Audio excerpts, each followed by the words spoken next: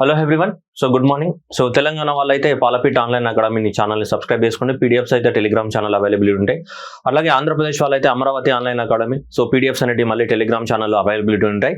So మీరు PDFs చూసుకోవచ్చు. Okay, so ఈ వీడియోలో మనము జనవరి 3rd వీక్కి సంబంధించినటువంటి సో కరెంట్ అఫైర్ చూద్దాం. మోస్ట్ ఇంపార్టెంట్ కరెంట్ అఫైర్ చాలా ఉన్నాయి. ఈ జనవరి మంత్లో జరిగిన ఇన్సిడెంట్లో కనుక తీసుకుంటే చాలా ఎక్కువ మొత్తంలో మనకి జనవరి 3rd వీక్లో చాలా ఇంపార్టెంట్ కరెంట్ అఫైర్స్ అనేవి ఉన్నాయి మనకి. Okay, so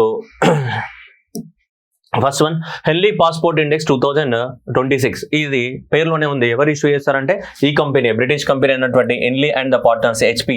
so Henley and partners company వాళ్ళు సో ఈ ఏ కంట్రీ యొక్క పాస్పోర్ట్ అనేది పవర్ఫుల్ అనేది సో డిసైడ్ చేయడం జరిగింది. ఏ బేసిస్ పైన అంటే ఆ కంట్రీ యొక్క పాస్పోర్ట్ ద్వారా వేరే ఏ కంట్రీకి వెళ్ళినా కానీ మనకి సో ప్రియర్ వీసా లేకుండా, అంటే అక్కడికి వెళ్ళిన తర్వాత ఆ కంట్రీకి వెళ్ళాం కానీ వీసా తీసుకోవచ్చు అనమాట. ముందే అప్రూవల్ ఇచ్చిన తర్వాత మనము సో వెళ్ళాల్సిన అవసరం లేదు. అలా ఆ బేసిస్ పైన తీసుకోవడం జరుగుతుంది. ప్రియర్ వీసా పర్మిషన్ అనేది అవసరం లేదు. ఆ కంట్రీలో ల్యాండ్ అయిన తర్వాత కూడా తీసుకోవచ్చు అనమాట, దాని మీనింగ్. సో అలా అనమాట. సో అలా తీసుకుంటే మనకి సింగపూర్ అనేది ఫస్ట్ ప్లేస్ లో ఉంది. Singapore remains as our most powerful for the 3rd time. దాదాపు సింగపూర్ అనేది వీసా ఫ్రీ సోర్స్ స్కోరు 192, దాదాపు 192 దేశాలకి సింగపూర్ పాస్పోర్ట్ మనకి వెళ్ళడానికి అవకాశం అనేది ఉంది మనకి. ఓకే, సో అలాగే Japan and South Korea second place లో ఉన్నాయి. 188 కంట్రీస్కి వెళ్ళవచ్చు. సో ఇండియా కనుక తీసుకుంటే 80వ ర్యాంక్ లో ఉంది. ఇండియా, అల్జీరియా, నైజర్, ఈ మూడు అనేటివి మనకు సేమ్ ప్లేస్ లో ఉన్నాయి. ఇండియా, అల్జీరియా, నైజర్ అనే దాదాపు ఒక 50 దేశాలకు మాత్రమే మన పాస్పోర్ట్ వెళ్ళడానికి పర్మిషన్ ఉంది. మిగతా అంటే పర్మిషన్ అంటే ప్రియర్ వీసా అక్కర్లేకుండా, అండ్ మిగతా దేశాలుగా ఖచ్చితంగా ప్రియర్ వీసా అనేది కావాలి. ఇక ఆఫ్ఘనిస్తాన్ తీసుకుంటే ఆఫ్ఘనిస్తాన్ వీసా ద్వారా ఓన్లీ 24 కంట్రీస్కి మాత్రమే వెళ్ళడానికి అవకాశం ఉంది without prior visa. Okay, so ఇది పాస్పోర్ట్ అంటే ఎన్ని కంట్రీస్కి మనం వెళ్తున్నాం అన్న దానిపైన సో అది స్ట్రాంగ్నెస్ పెరుగుతూ ఉంటుంది అనమాట మనకి. ఓకే, ఇండియా అనేది 80వ ర్యాంక్ లో ఉంచుంది.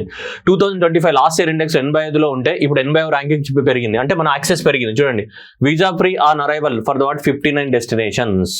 సో ఇండియా అనేది మనకి సో ఇది అల్జీరియా, నైజర్ తో పాటు ఉంది. అండ్ ఇక్కడ తీసుకుంటే సింగపూర్ అనేది 3rd కాన్సిక్యూటివ్. ఈ మధ్యన ఎగ్జామినేషన్ ఇట్లాంటి ఆప్షన్స్ కూడా ఇస్తున్నారు కాబట్టి సింగపూర్ అనేది 3వసారి ఫస్ట్ ర్యాంక్ సాధించింది. వరుసగా 3వసారి లాస్ట్ 2 years అండ్ ఈ ఇయర్ కూడా 192 డెస్టినేషన్స్ కి మనకి వితౌట్ ప్రియా వీసా వెళ్ళడానికి అవకాశం ఉంది. Followed by Japan and South Korea 188 తోటి సెకండ్ ప్లేస్ లో ఉన్నాయి. So last Afghanistan only 24 countries తోటే ఉన్నాయి. ఇది ఎన్లీ సో మనకేంటి passport index 3rd time. Okay, India climbs from 85 to the 80. India అనేది 85 నుంచి మనకి 80వ ర్యాంక్ చేరడం జరిగింది ఇండియా అనేది. Okay, so that was important question examination లో. అది మనకి ఇండియా అనేది పెరిగిందా తగ్గిందా అనేది. Okay right. Next, Maharashtra become the number 1 state in the export readiness index, that is export preparedness index. ఏ రాష్ట్రం అనేది ఎక్కువ మొత్తంలో అక్కడ నుంచి ఎక్స్పోర్ట్ చేయడానికి రెడీగా ఉందని చెప్పేసి ఈ రిపోర్ట్ ని మనకి నీతి ఆయోగ్ అనేది రిలీజ్ చేయడం జరిగింది. నీతి ఆయోగ్ అనేది రిలీజ్ చేయడం జరిగింది. అని ఎక్స్పోర్ట్ ప్రిపేర్నెస్ ఇండెక్స్ 2024 ని రిలీజ్ చేయడం జరిగింది.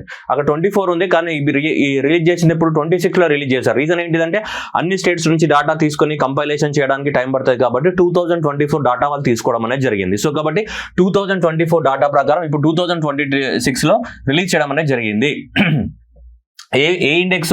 Export preparedness index. మరి ఒక రాష్ట్రం అనేది ఎక్స్పోర్ట్స్ చేయడానికి కోసం, వేరే దేశాలకి ఎక్స్పోర్ట్ చేయడానికి కోసం ప్రిపేర్డ్ గా ఉందా లేదా అని చెప్పేసి. సో కాబట్టి ఎక్స్పోర్ట్ ప్రిపేర్నెస్ అనేది దేనిపైన డిపెండ్ అయి ఉంటుంది. What is what? Export preparedness ఏదైతే ఉందో ఈ ఎక్స్పోర్ట్ ప్రిపేర్నెస్ అనేది దేనిపైన డిపెండ్ అయి ఉంటుంది అంటే number 1 pillar so export infrastructure. అక్కడ ఆ రాష్ట్రంలో ఉన్నటువంటి export infrastructure, next business eco system, and ఆ రాష్ట్రంలో ఉన్నటువంటి పాలసీ అండ్ ద గవర్నెన్స్, ఆ రాష్ట్రం యొక్క ఏంటిది ఎక్స్పోర్ట్ పర్ఫార్మెన్స్ మీద డిపెండ్ అయి ఉంటాయి. జనరల్ గా ఆ రాష్ట్రం అనేది ఎక్స్పోర్ట్ ప్రిపేర్నెస్ ఉందా లేదా. అండ్ దీనిపైన తీసుకుంటే మనకి సో ఓకేనా, సో ఇలా తీసుకుంటే మనకి వెయిటేజ్ ఎంత ఉందని చూసుకోవచ్చు. మనకి weightage so export infrastructure 20% of the wages, business eco system 40% of the wages, and policy and governance 20% of the wages, and next ఇక్కడ 20% ఆఫ్ ద వెయిటేజ్ ఉంది. ఏది ఎక్స్పోర్ట్ పర్ఫార్మెన్స్ ఏదైతే ఉందో దానికి 20% ఆఫ్ ద వెయిటేజ్ ఉంది మనకి. So export infrastructure 20%, business eco system 40%, policy and governance 20%, and export performance 20% కి weightage ఇచ్చేసి అన్ని రాష్ట్రాల యొక్క ర్యాంక్స్ ని తీయడం అనేది జరిగింది. ఏ రాష్ట్రంలో మనకి ఏంటిది ఎక్స్పోర్ట్ పర్ఫార్మెన్స్ బెటర్ గా ఉందని ఎవరు రిలీజ్ చేసిన వాళ్ళు మనకి ఇది ఇంపార్టెంట్. ఎవరు? నీతి ఆయోగ్ అనేది రిలీజ్ చేయడం అనేది జరిగింది మనకి. సో దీంట్లో తీసుకుంటే మనకి లార్జర్ స్టేట్స్ తీసుకుంటే మహారాష్ట్ర అనేది టాప్ స్టేట్ లో ఉంది. అండ్ 68 పాయింట్స్ తోటి. అలాగే చిన్న రాష్ట్రాలు అంటే 2 రాష్ట్రాలను 2 రకాలుగా విడగొట్టారనమాట. Larger states and smaller states గా 2 రకాలుగా డివైడ్ చేశారనమాట. సో స్మాల్ స్టేట్ లో తీసుకుంటే మనకి ఉత్తరాఖండ్ అనేది టాప్ ప్లేస్ లో ఉంది 52 స్కోర్ తోటి ఉత్తరాఖండ్ అనేది. ఓకేనా. మహారాష్ట్ర అనేది దేంట్లో ఉంది మనకి టాప్ స్కోర్ లో ఉంది Maharashtra. And then followed by the what Tamil Nadu 64 and Gujarat 64 and Uttar Pradesh 62 and Andhra Pradesh ఏంటిది 60లో ఉంది మనకి 68 64, గుజరాత్ అనేది 64, ఉత్తరప్రదేశ్ 62, నెక్స్ట్ ఏంటి ఆంధ్రప్రదేశ్ 60. ఇక్కడ కూడా తీసుకుంటే మనకి ఏంటిది ఉత్తరాఖండ్ కానీ నెక్స్ట్ ఏంటిది జమ్మూ కాశ్మీర్ కానీ నాగాలాండ్ కానీ నెక్స్ట్ ఏంటి దాదర్ నగర్ హవేలీ అండ్ గోవా ఇలా ఉన్నాయి మనకి. ఓకేనా. 51 కానీ 46.1, 46 అండ్ 44.6 అనేది రావడం జరిగింది. సో ఇక్కడ తీసుకుంటే నీకు మహారాష్ట్ర. సో మహారాష్ట్రలో ఎంత ఉంది మనకి 68 ఉంది, తమిళనాడులో 64 ఉంది, గుజరాత్ లో 64 ఉంది, ఉత్తరప్రదేశ్ లో 62 ఉంది, నెక్స్ట్ ఏంటిది సో ఆంధ్రప్రదేశ్ లో 60 స్కోర్ తోటి మనకి. ఇక్కడ గుర్తుపెట్టుకోవాల్సింది ఏంటిది ఇక్కడ టాప్ 3 లార్జెస్ట్ స్టేట్లలో మనకి సో ఎంటీజీ స్టేట్స్ అనేవి టాప్ లో ఉన్నాయి. Maharashtra and followed by Tamil Nadu and followed by the what Gujarat అనే టాప్ లో ఉన్నాయి మనకి. ఓకేనా. అది గుర్తుపెట్టుకోవాల్సిన అవసరం అయితే ఉంది మనకి. Okay clear. సో ఇది ఎక్స్పోర్ట్ పర్ఫార్మెన్స్ ఇది ఈ పిల్లర్స్ పైన డిపెండ్ అయిపోయింది అనమాట. ఇది ఫస్ట్ వన్ వచ్చేస్తే ఎక్స్పోర్ట్ పర్ఫార్మెన్స్ ఇండెక్స్ కానీ బిజినెస్ ఎకోసిస్టమ్ కానీ పాలసీ గవర్నెన్స్ కానీ అండ్ ఎక్స్పోర్ట్ పర్ఫార్మెన్స్ కానీ export infrastructure business ecosystem policy and governance and export performance అనేది సో వీటిపైన డిపెండ్ అవ్వడం అనేది జరిగింది మనకి. క్లియర్.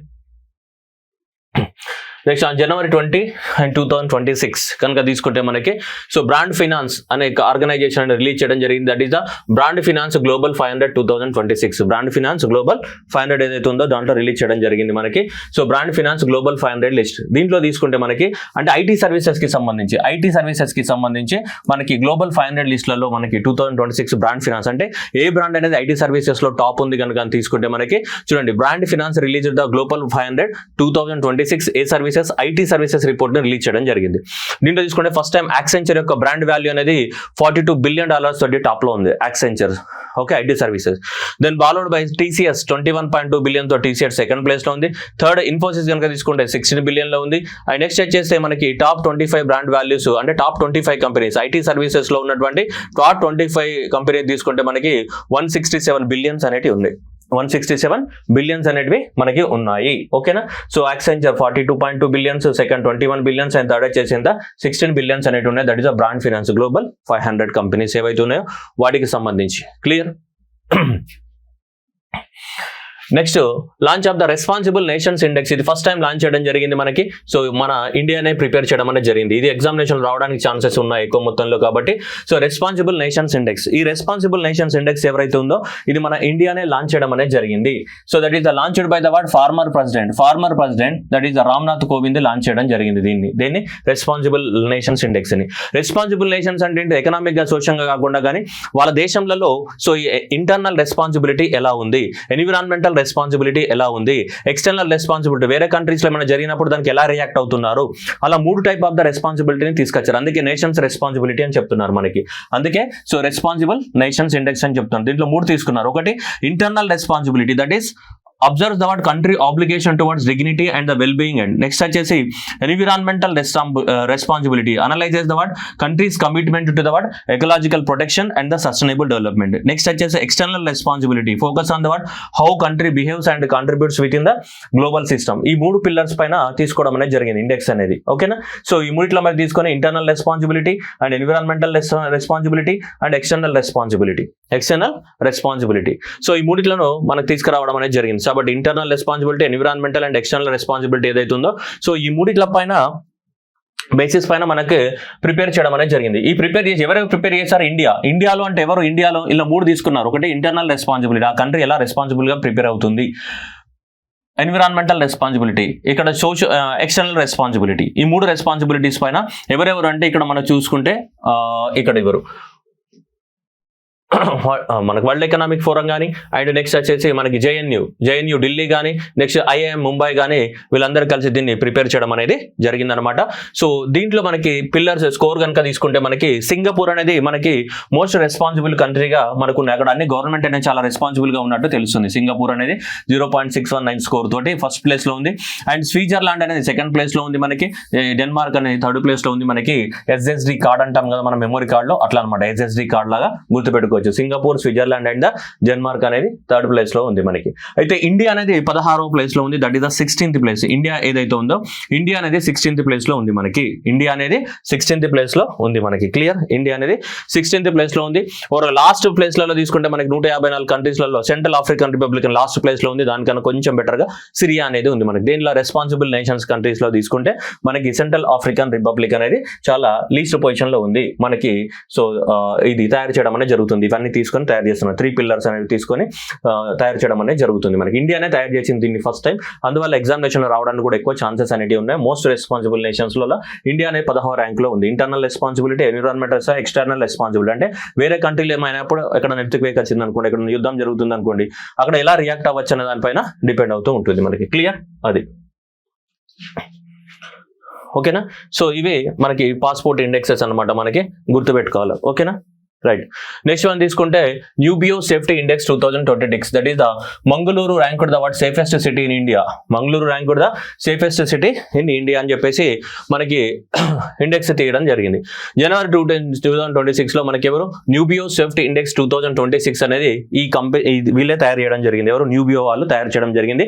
సేఫెస్ట్ ఇది అని చెప్పేసి మనకి. ఓకేనా, న్యూబియో. సో దాని ప్రకారం తీసుకుంటే that is India emerged as the what so safest city in India, securing the 46th rank globally with the what safety score of the 74.4 తోటి ఇండియా 46th ప్లేస్ లో ఉంది. ఫస్ట్ వన్ వచ్చేసి United Arab Emirates, and second place వచ్చేసి ఏంటిది Qatar, and third place వస్తే ఆండోరా, and fourth place Taiwan, and 5th place Macau, and 70 place అనేది India అనేది 70వ rank లో ఉంది. ఓవరాల్ గా సేఫెస్ట్ కంట్రీస్ ఎవరు ఇచ్చినటువంటిది, న్యూబియో. సో న్యూబియో అనే ఆర్గనైజేషన్ ఇచ్చినటువంటి సేఫెస్ట్ కంట్రీస్ లో కనుక తీసుకుంటే మనకి సో ఇండియా అనేది 70 ర్యాంక్ లో ఉంది మనకి. సో యునైటెడ్ అరబ్ ఎమిరేట్స్ కానీ, ఖతార్ కానీ, ఆండోరా కానీ ఏవైతే ఉన్నాయో ఇవి టాప్ లో ఉన్నాయి మనకి. ఓకేనా. సో నెక్స్ట్ కనుక తీసుకుంటే top 5 cities globally. Okay, Qingdao city అనేది మనకి చైనాలో ఉంది. నెక్స్ట్ అబుదాబి కానీ, నెక్స్ట్ దోహా కానీ, షార్జా కానీ, దుబాయ్ కానీ, ఇవన్నీ సేఫెస్ట్ సిటీస్ గ్లోబల్లీ. గ్లోబల్ గా ప్రపంచంలో సేఫెస్ట్ సిటీస్ మనం ఇంతకుముందు చూసిన ఏంటిది, యుఏఈ అనేది ఏంటి సేఫెస్ట్ కంట్రీ. అది ఇది చూసుకుంటే సేఫెస్ట్ సిటీ ఏంటి, Qingdao, then followed by Abu Dhabi and followed by the Doha అనేది మనకు ఉన్నాయి. మరి ఇండియాలో సేఫెస్ట్ సిటీస్ కనుక ఏమున్నాయని కనుక తీసుకుంటే, ఇండియాలో సేఫెస్ట్ సిటీ తీసుకుంటే ఇవే ఉన్నాయి. ఇవి మంగళూరు, అహ్మదాబాద్, జైపూర్, కోయంబత్తూరు, తిరువనంతపురం అనేది ర్యాంక్ వరల్డ్ లోపల ర్యాంక్ తీసుకుంటే 46 ర్యాంక్ లో మనకి వరల్డ్ లోపల 46 ర్యాంకు అంటే ఇండియాలో ఎంత 1వ ర్యాంకు. సో అహ్మదాబాద్ అనేది వరల్డ్ లో 8వ ర్యాంకు. సో ఇండియాలో తీసుకుంటే 2వ ర్యాంకు. ఇక్కడ 106 ర్యాంకు జైపూర్, ఇక్కడ తీసుకుంటే ఎంత 3వ ర్యాంకు. సో ఇక్కడ ఇండియాలో 123 ఇంకా 4వ ర్యాంక్ అనేది ఉంది మనకి. కింగ్డో కానీ, అబుదాబి కానీ, దోహా కానీ ఇక్కడ ఉంది మనకి. So United Arab Emirates, Qatar and ఆండోరా so మనకి టాప్ లో ఉన్నాయి మనకి. ఓకేనా, 1, 2, 3 యుఏఈ, ఖతార్ అండ్ ఆండోరా అనేది ఉన్నాయి మనకి. ఇది న్యూబియో సేఫ్టీ ఇండెక్స్ 2026 అనేది. ఓకేనా. సో ఇవి గుర్తుపెట్టుకోవాల్సిన అవసరం అయితే ఉంది మనకి. ఓకేనా. సో ఇవి ఇండెక్సెస్ కి సంబంధించినటువంటి స్టోరీ మనకి. వెరీ లేటెస్ట్ గా రిలీజ్ అయినటువంటి ఇండెక్సెస్ ఇవి. ఓకేనా, రైట్.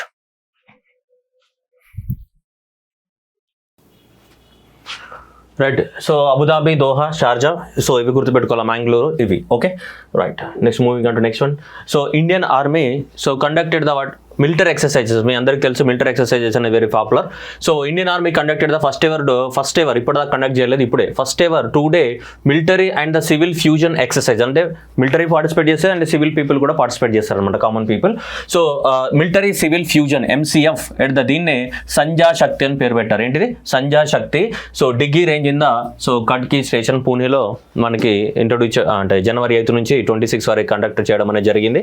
సో మనకి under the aegis of the Maharashtra, Gujarat and Goa 3 commands అనేవి పార్టిసిపేట్ చేయడం అనేది జరిగింది.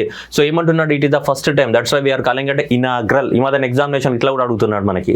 సో ఇది ఫస్ట్ ఎవర్ అనగానే మనకు డౌట్ వస్తుంది, ఇది ఫస్ట్ టైం అనమాట. అంటే జనరల్ గా మిలిటరీ ఎక్సర్సైజెస్ ఎవ్రీ ఇయర్ జరుగుతుంటాయి, కానీ ఇది మిలిటరీ ఎక్సర్సైజ్ అనట్లేదు, military plus civil common people యొక్క ఫ్యూజన్ అని చెప్తున్నాడు, ఇద్దరు కలిసి అని చెప్తున్నాడు అది. సో కాబట్టి మిలిటరీ అండ్ వాట్ సివిల్, ఆ సివిల్ అంటే మరి ఎవరెవరు పార్టిసిపేట్ చేశారనేది మనకు తెలియదు. సో కాబట్టి military and the civil fusion exercise and so that is so Dighi range and so that is the Kadki military station Pune and the Maharashtra and organized by the what Indian Army and Southern Command. Participate Indian Army and 16 civilian AGs and the objective is to strengthen the what civil military coordination and emergencies of the security challenges. అని చెప్పడం జరిగింది మనకి. ఓకేనా. So that is the inaugural military and the civil fusion exercise Sanjha Shakti. That is the strength and the what civil military coordination for the emergency and security. చాలా about exercise. The exercise is enhanced the civil military synergy, rapid responsibility, safety other areas. Participation. So 16 key civil agencies including Maharashtra police force and fire and etcetera participate చేశారని చెప్తుంది. Okay, Pune మహారాష్ట్రలో జరిగింది. Next one దోస్తి. So ఇది military exercises ఎవరెవరు ముగ్గురు కలిసి India, Sri Lanka and the Maldives. India ఇది 17th time trilateral military exercise అనేది. సో మనకి దోస్తి ద ట్రైలాటరల్ మిలిటరీ ఎక్సర్సైజ్ ఎవరెవరి మధ్యన కోస్ట్ గార్డ్ మధ్యన. ఓకేనా. ఇవన్నిట్లో మ్యారిటైమ్ కంట్రీ ఉన్నాయి కాబట్టి ఇది గుర్తుపెట్టుకోవాలా. మనకి ఆర్మీయా, నేవియా అది కాదు, ఇవన్నిటి కోస్ట్ గార్డ్కి సంబంధించినటువంటి మిలిటరీ ఎక్సర్సైజ్. 3 దేశాల యొక్క కోస్ట్ గార్డ్ వాళ్ళు దీన్ని కండక్ట్ చేయడం జరిగింది. This is the what coast guard exercises. So from the 17th to the 19th of the 2026, that is Amale and the Maldives, and the participants are the what India, Maldives and the Sri Lanka. India, Maldives and the Sri Lanka. Objective is enhance the what maritime cooperation and the interoperability and the inter-coordination. So that is the harbor phase. So harbour దగ్గర మనకి so జరిగినాయి. Then followed by the what sea phase. రెండు, ఒకటి సముద్రంలో జరుగుతుంది, ఒకటి harbours దగ్గర జరుగుతుంది. ఇప్పుడు హార్బర్స్ దగ్గర జరిగింది. నెక్స్ట్ ఏంటి సముద్రాలలో కూడా జరుగుతుంది. సో February 2024లో లాస్ట్ ఇయర్ జరిగింది. సో ఇప్పుడు మాత్రం మళ్ళీ సేమ్ మాల్దీవ్స్లో జరిగింది. సో లాస్ట్ టైం కూడా మాల్దీవ్స్లో జరిగింది. మాల్దీవ్స్లో జరిగింది. 3 దేశాల యొక్క ఏంటిది కోస్ట్ గార్డ్. ఇది బైనియల్ అంటే చూడొచ్చు మనకి సంవత్సరానికి ఏంటిది 2 yearsకి ఒకసారి జరిగేటువంటి ఎక్సర్సైజ్ అనమాట ఇది బైనియల్. So okay, that is 17th edition of the బైనియల్ trilateral. So that is the coast guard exercise those 17 involving the so ఇది India, Sri Lanka and the Maldives. బైనియల్ అని ఎందుకు ఇచ్చాడు ఇక్కడ మరి? ఇయర్కి 2 times జరగాలి. లాస్ట్ ఇయర్ బైనియల్ అంటే 26లో ఉన్నాం కదా మనం, ఇంకా 25లో ఉన్నట్టు. ఓకే, 26లో ఉన్నాం, రైట్. 2 yearsకి ఒకసారి, right. Coast guard commenced in the male and the Maldives. ఓకేనా, గుర్తుపెట్టుకోవాలి. ట్రైలాటరల్ ఎక్సర్సైజ్ అది గుర్తుపెట్టుకోవాలి. దోస్తి అనేది ఏ కంట్రీస్ మధ్యన ఎక్సర్సైజ్ అనేది గుర్తుపెట్టుకోవాలి. దిట్ ఈస్ ద ట్రైలాటరల్ ఏంటిది కోస్ట్ గార్డ్ ఎక్సర్సైజ్ మాల్దీవ్స్లో జరిగింది 17 నుంచి 1926. అండ్ ది రైట్ స్టోరీ దోస్తి వాస్ 90 bilateral exercises. ఓకేనా, అది గుర్తుపెట్టుకోవాలి. India, Maldives and the Sri Lanka. India, Maldives and the Sri Lanka. Okay. Next one union defence minister Rajnath Singh launched the what. So దిట్ is the ఏంటిది అమ్యునిటేషన్ facility at the Nagpur Maharashtra. So that is ఇక్కడ Rajnath Singh ministry of the defence launched the what medium calibre ammunition manufacturing facility at the solar defence Nagpur మహారాష్ట్రలో launch చేయడం అనేది జరిగింది మనకంటినా. So medium calibre ammunition manufacturing facility, medium calibre ammunition manufacturing facility అనేది launch చేయడం అనేది జరిగింది ఇక్కడ. సో మనకి ఈ డిఫెన్స్లో solar defence and aerospace limited Nagpur Maharashtra launch చేయడం అనేది జరిగింది మనకి. So inauguration of the what medium calibre ammunition manufacturing facility. So union minister Rajnath Singh కానీ అండ్ దీనికి solar defence and aerospace limited Nagpur Maharashtra manufacture the what 30 mm ammunition. And next so Pinaka rocket manufacturing facility. So reviewed the అంటే అవసరం లేదు, అది just మనకి అది వేరేకి సంబంధించింది. ఇక్కడ చూసుకుంటే జస్ట్ ఇది మనకి ఏంటిది సో మనకి medium so calibre ammunition manufacturing facility 30 mm. So ఏవైతే మన ఏమంటారు రైఫిల్స్ ఉంటాయో వాటికి సంబంధించినవి ఇక్కడ మహారాష్ట్ర పూణేలో మనకి దాన్ని స్టార్ట్ చేయడం జరిగింది. ఆల్రెడీ ఎక్కడ అంటే క్యాంపస్ ఉంది. ఏ క్యాంపస్ ఇక్కడ solar defence and aerospace limited అనేది నాగ్పూర్లో ఉంది.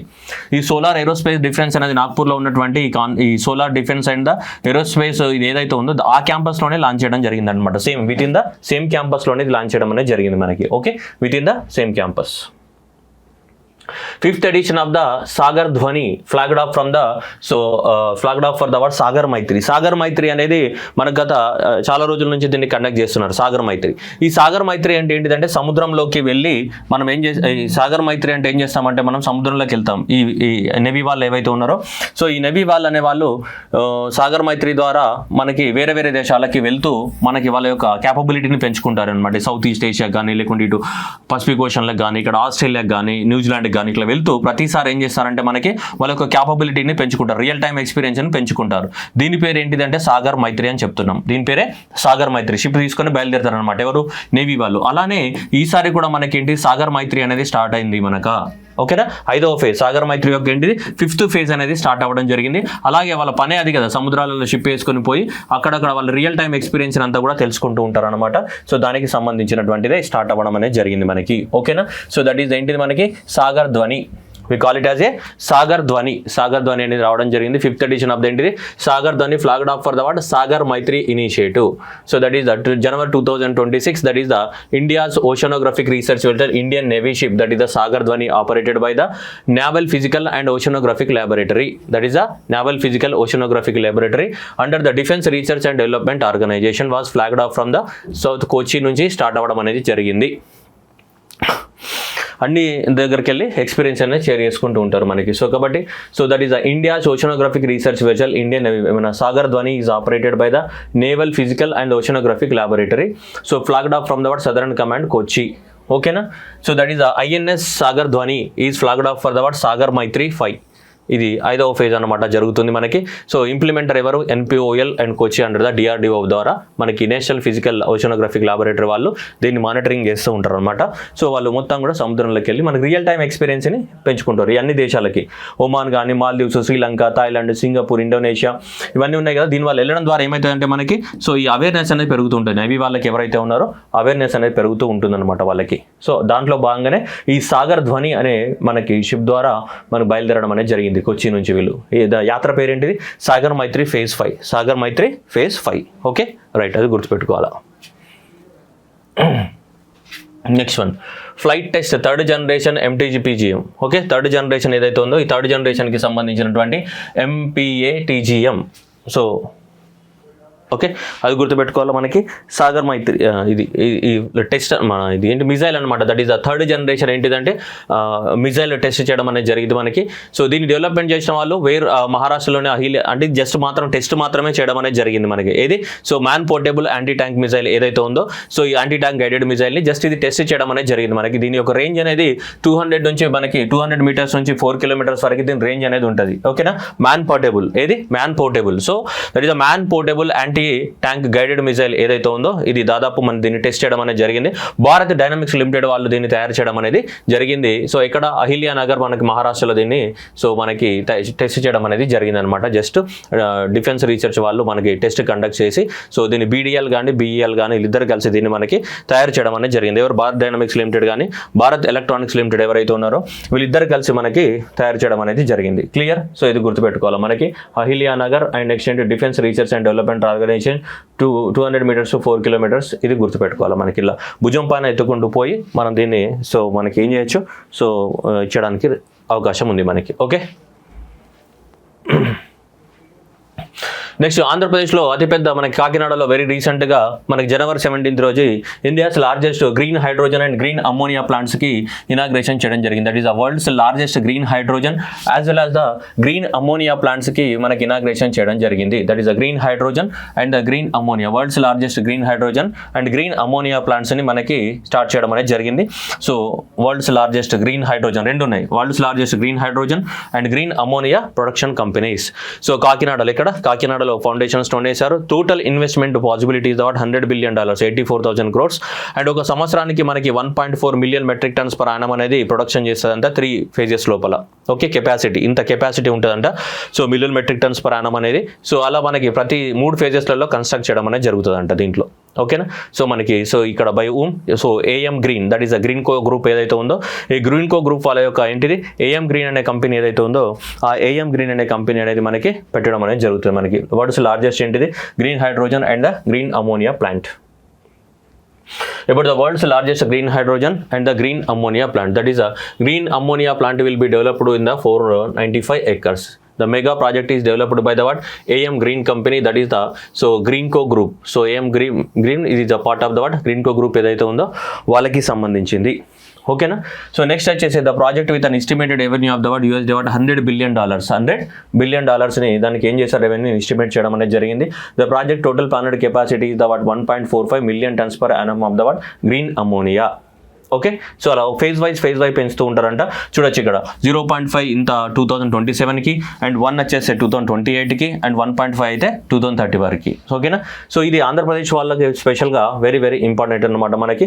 అక్కడ ఇన్ఫ్రాస్ట్రక్చర్ కూడా డెవలప్మెంట్ చేయబోతున్నారు. 7.5 gigawatts of the solar and wind energy and 1950 megawatts of the electrolyser capacity, అలాగే 2 gigawatts ఆఫ్ ద మనకి clock the round power supply చేయడానికి కోసం అవి అన్నీ కూడా వాళ్ళు ఏమేం కావాలో పంపుడ్ స్టోరేజ్ సిస్టమ్ అవన్నీ డెవలప్మెంట్ డిపెండ్ చేసుకుంటారు. ఎందుకంటే కంటిన్యూగా మనకు ammonia production, green hydrogen production జరగాలి కాబట్టి ఆ ఫ్యాక్టరీ రన్ అవ్వాలంటే సోలార్ పవర్ అవసరం, వాళ్ళకి విండ్ పవర్ అవసరం. అలాగే గ్రీన్ హైడ్రోజన్ అంటున్నాం, గ్రీన్ హైడ్రోజన్, గ్రీన్ అమ్మోనియా అంటే అంత గ్రీన్, అంత రెన్యూబుల్ ఎనర్జీ ద్వారానే మనం సప్లై చేయాల్సి ఉంటుంది ఎనర్జీ అంతా కూడా. సో అందువల్ల solar energy, wind energy, pumped storage system ఇవన్నిటిని కూడా వాళ్ళు అక్కడ పెట్టుకోవడం అనేది జరుగుతుంది.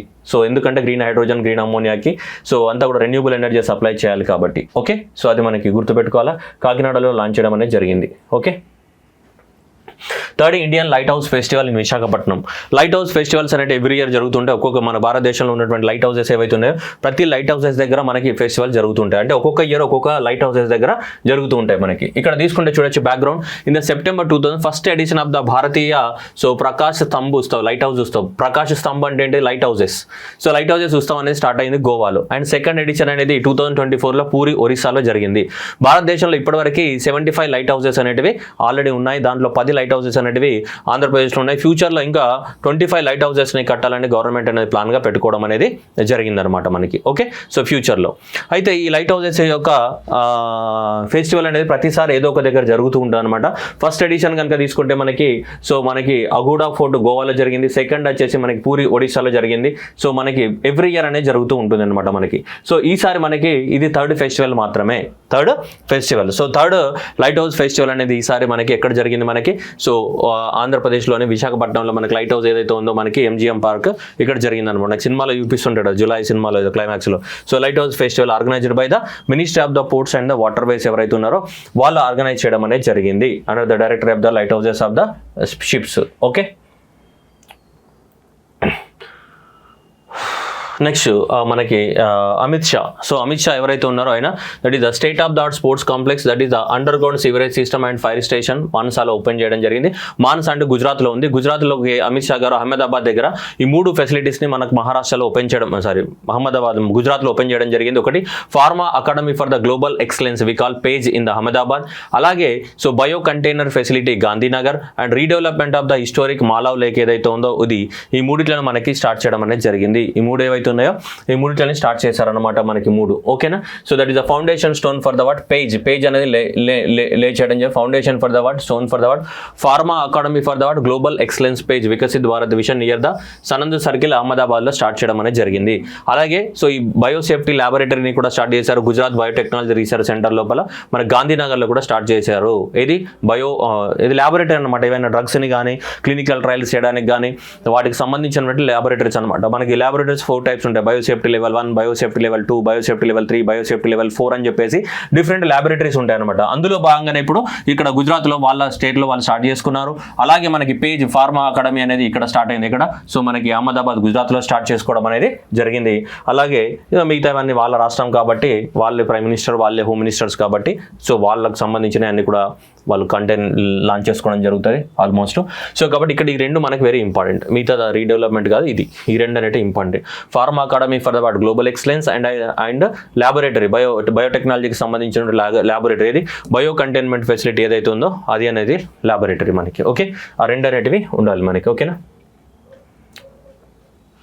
నెక్స్ట్ కనుక తీసుకుంటే MSO approved establishment of the MSME technology center at the so Pandoga and the Parwa Himachal ప్రదేశ్లో స్టార్ట్ చేశారు మనకి. ఇది వీళ్ళు ministry of the micro small medium enterprises వాళ్ళు approve the 2 MSME technology centres, అంటే MSMEకి సంబంధించినటువంటి టెక్నాలజీని డెవలప్మెంట్ చేయాలా.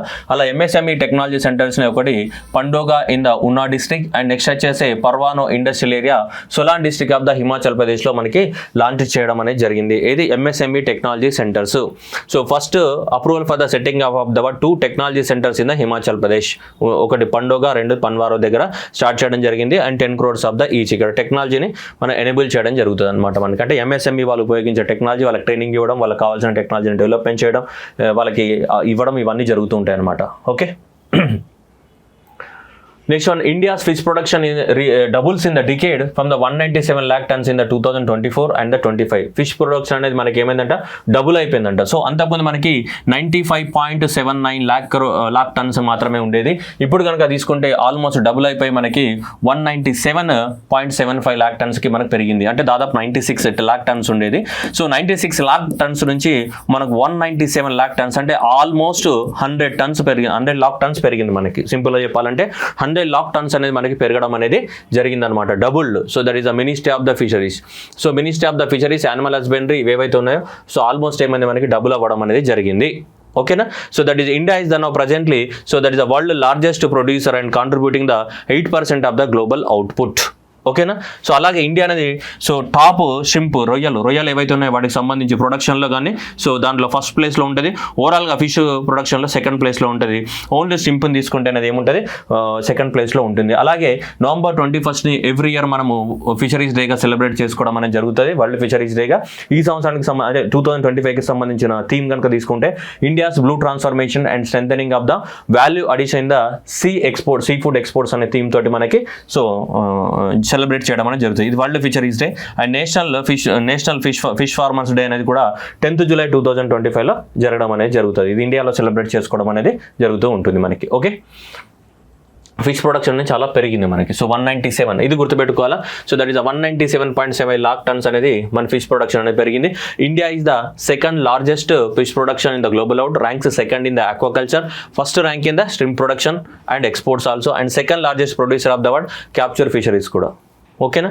సో ప్రొడక్టివిటీ ఆఫ్ ద మన యొక్క యావరేజ్ కనుక తీసుకుంటే మనకి ప్రొడక్టివిటీ ఒక హెక్టార్కి 4.77 టన్స్ అనేది మనకు ప్రొడక్షన్ అనేది జరుగుతుంది. 62,000 కోట్ల సీ ఎక్స్పోర్ట్స్ అనేటివి జరగడం జరిగింది. దాదాపు ఎంత 16.98 అంటే 17 lakh టన్స్ అనేటివి ఎక్స్పోర్ట్స్ అనేవి జరిగినాయి మనకి ఇప్పటివరకు. ఓకేనా. సో 17 lakh టన్స్ ఏవైతే ఉన్నాయో ఈ 17 lakh టన్స్ అనేవి ఇప్పటివరకు ఏం జరిగినాయి మనకి ఎక్స్పోర్ట్స్ అనేటివి జరగడం జరిగింది మనకి. ఓకేనా. సో అది గుర్తుపెట్టుకోవాలి మనకి. ఓకేనా. Aquaculture productivity that average productivity of the aquaculture is 4.77 turns per hectare. ఓకేనా. అది గుర్తుపెట్టు. అట్లాగే ఇండియాస్ ఎక్స్పోర్ట్స్ కూడా పెరిగినాయి. దాదాపు 62,000 కోట్లకి ఎక్స్పోర్ట్స్ అనేవి పెరగడం అనేది జరిగింది 2024.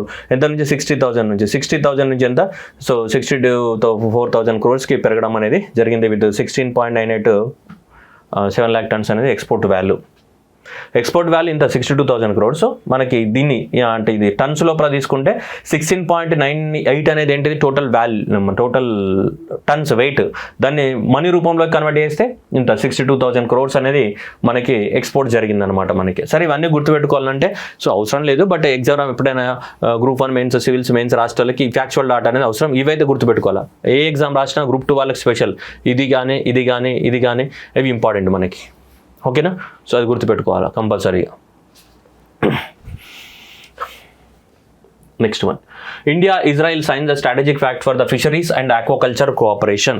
సో వెరీ రీసెంట్గా సో జనవరి 2026 లోపల మనకు ఒక సమ్మిట్ అనేది జరిగింది మనకి. సో ఎక్కడ అంటే India Israel, that is the second global summit on the blue food security and the future 2026 అని ఇక్కడ చూస్తే ఇలాంటి ఇజ్రాయిల్లో ఈ సమ్మిట్ అనేది జరిగింది. That is the second global summit on the world blue food security and the sea the future 2026 పేరుతోటి ఒక summit అనేది జరిగింది. ఓకేనా. సో దట్ ఈస్ ద ఎప్పుడు జనవరి 13th నుంచి 15th వరకు, that is the second global summit on the blue food security and the sea the future 2026 అనే పేరుతో జరిగింది. That is the so blue food security and sea the future 2026 పేరుతోటి మనకి జరగడం జరిగింది.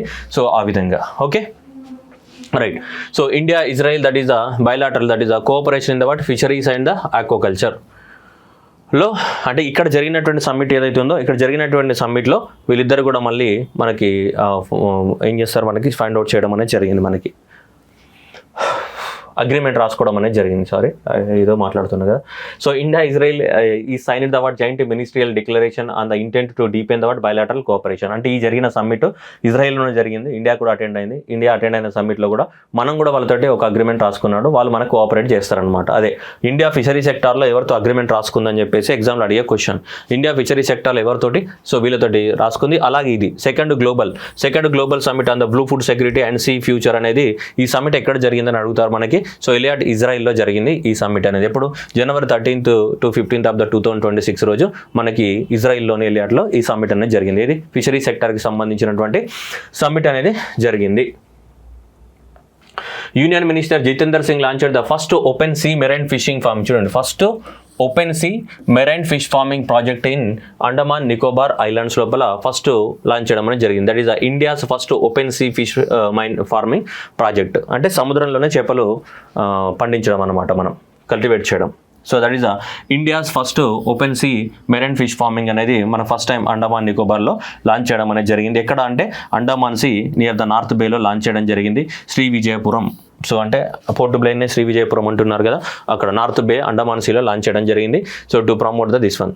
ఓకే, మీతో అంత అవసరం లేదు. అది మరి ఓపెన్ సీ అంటే మామూలుగా మనం చెరువుల ఏమంటాం చేపల చెరువులు కన్స్ట్రక్ట్ చేసి వాటిలో కల్టివేట్ చేస్తాం. అట్లా కాకుండా సముద్రంలోనే డైరెక్ట్గా చేపలను పెంచుతుంటాం అనమాట. దాన్ని ఓపెన్ సీ ఏదైతే ఉందో ఓపెన్ సీలోనే మనం ఏం చేస్తాం, చేపల్ని పెంచుతూ ఉంటాం అనమాట. That is the meaning here. So అందువల్ల అది చెప్తున్నారు ఇక్కడ ఏమంటున్నాడు, అందుకనే ఇండియాస్ ఏమంటున్నాడు, first open sea marine fish farming అని చెప్తున్నాడు. Open sea marine fish farming. So అది మనకి ఇక్కడ సో అండమాన్ నికోబార్లో ఎక్కడ Andaman sea. So Andaman Nicobar and north bay Sri విజయపురంలో జరిగింది మనకి Andaman Nicobar. India that is the first open sea fish farming project అనేది లాంచ్ చేయడం అనేది జరిగింది. దట్ ఈస్ అది గుర్తుపెట్టుకోవాలి మనకి. ఓకేనా.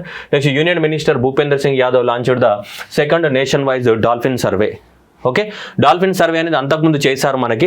డాల్ఫిన్స్ అనేది ఎక్కడ ఉంటాయి, ఎక్కువ గంగా రివర్లో ఉంటాయి. ఉత్తరప్రదేశ్ కానీ, బీహార్ కానీ, వెస్ట్ బెంగాల్ ఈ 3 రాష్ట్రాలలో ఎక్కువ మొత్తంలో ఉంటాయి అనమాట మనకి. ఎందుకంటే గంగా రివర్ అనేది మేజర్ పార్ట్ అనేది ఫ్లో అయ్యేది ఈ రాష్ట్రాలలోనే కదా.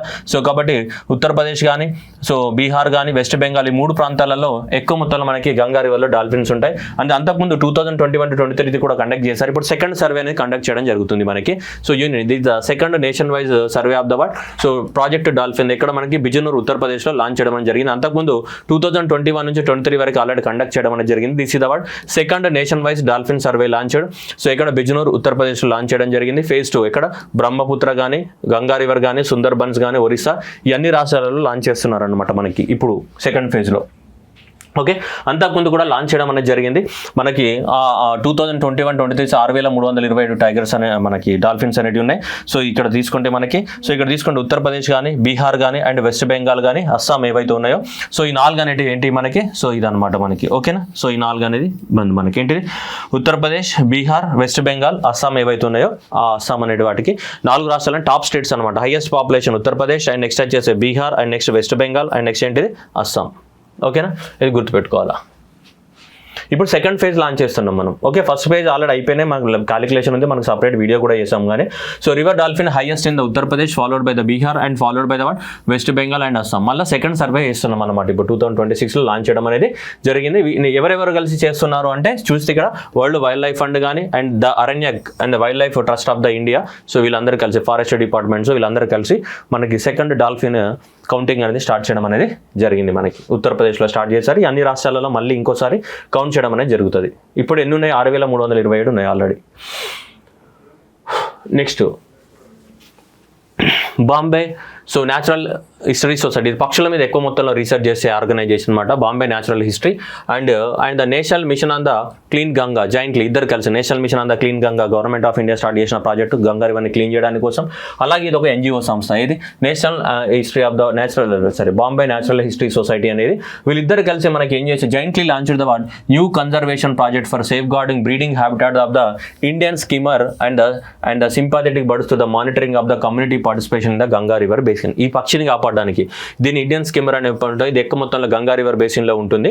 సో అందువల్ల సో దీన్ని కాపాడడానికి కోసమే మనకి సపరేట్గా సో ఈ Bombay natural history society and mission clean Ganga వాళ్ళిద్దరు కలిసి దీన్ని లాంచ్ చేయడం అనేది జరిగింది.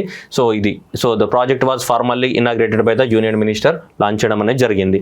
What is the launch of the conservation of the project for the Indian skimmer in the Ganga basin and ఎవరెవరు Bombay natural history society and అలాగే మనకి protect the river sand bars nesting sides for the ఇది river sand bar ఇక్కడ ఉంది కదా, sand bar ఇసుక పైన ఎక్కువ మొత్తంలో ఇది గుడ్లు పెట్టి బతుకుతూ ఉంటుంది అనమాట, నెస్టింగ్ గ్రౌండ్ అనమాట ఇది.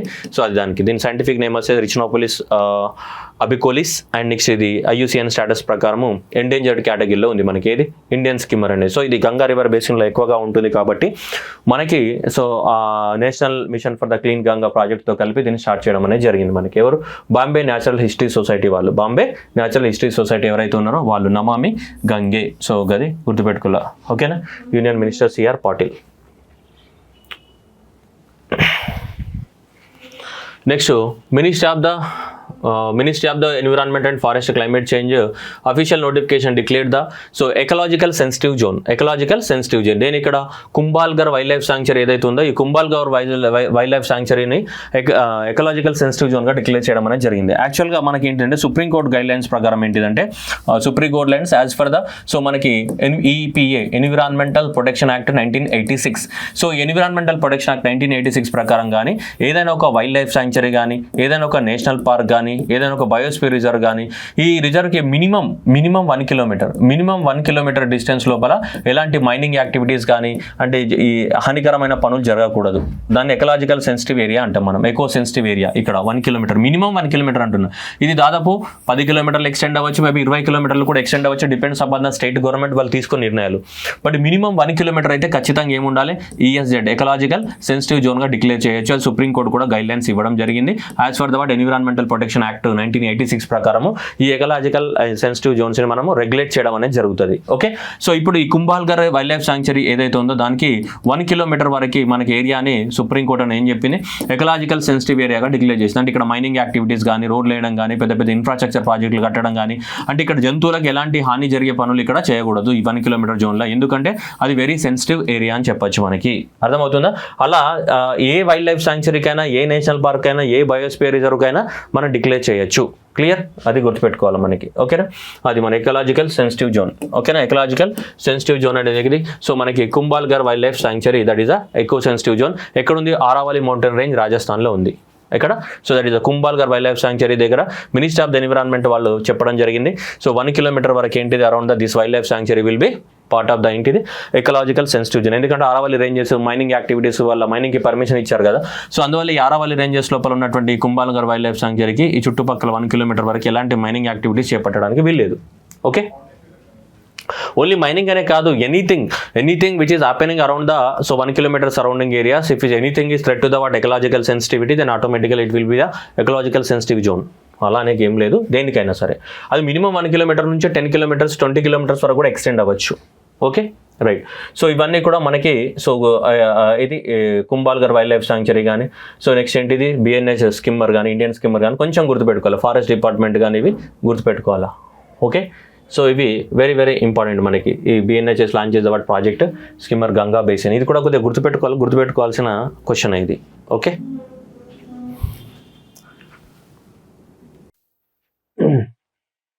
రైట్. నెక్స్ట్ వచ్చేసి reserve bank of India very latest గా అంబుడ్స్మన్ స్కీమ్ ని లాంచ్ చేయడం అనేది జరిగింది. అంబుడ్స్మన్ స్కీమ్ అంటే ఏంటంటే ఇప్పుడైనా ఫ్రాడ్ జరిగింది లేదంటే మన బ్యాంకులో ఇప్పుడు మనం బ్యాంకుకి వెళ్ళినప్పుడు ఏంటంటే వాళ్ళు సరైన సర్వీసెస్ ని ప్రొవైడ్ చేయనప్పుడు నువ్వు చెక్ బుక్ అడిగిన చెక్ బుక్ ఇవ్వనప్పుడు లేదంటే ఏదైనా అకౌంట్ ట్రాన్సాక్షన్ మిస్ బ్యాలెన్స్ అయింది దాని గురించి ఏదైనా బ్యాంకు ప్రొవైడ్ చేసే సర్వీసెస్ అనేటివి నీకు అందనప్పుడు అంటే క్వాలిటేటివ్ సర్వీసెస్ నీకు అందనప్పుడు లేదంటే నీ అకౌంట్ నుంచి మనీ మిస్ అయినప్పుడు కానీ సో ఏదైనా రీజన్స్ పైన నువ్వు కంప్లైంట్ చేయొచ్చు. అలాంటి దాన్ని ఏమంటే అంబుడ్స్మన్ అంటాం. అంబుడ్స్మన్ జనరల్ గా మనం పార్టీలో వెళ్ళేటప్పుడు అంబుడ్స్మన్ అంటే ఏంటిది కరప్షన్ కేసెస్లలో అంబుడ్స్మన్ ఉంటుంది జనరల్ గా పాలిటీ లాంటి దాంట్లో.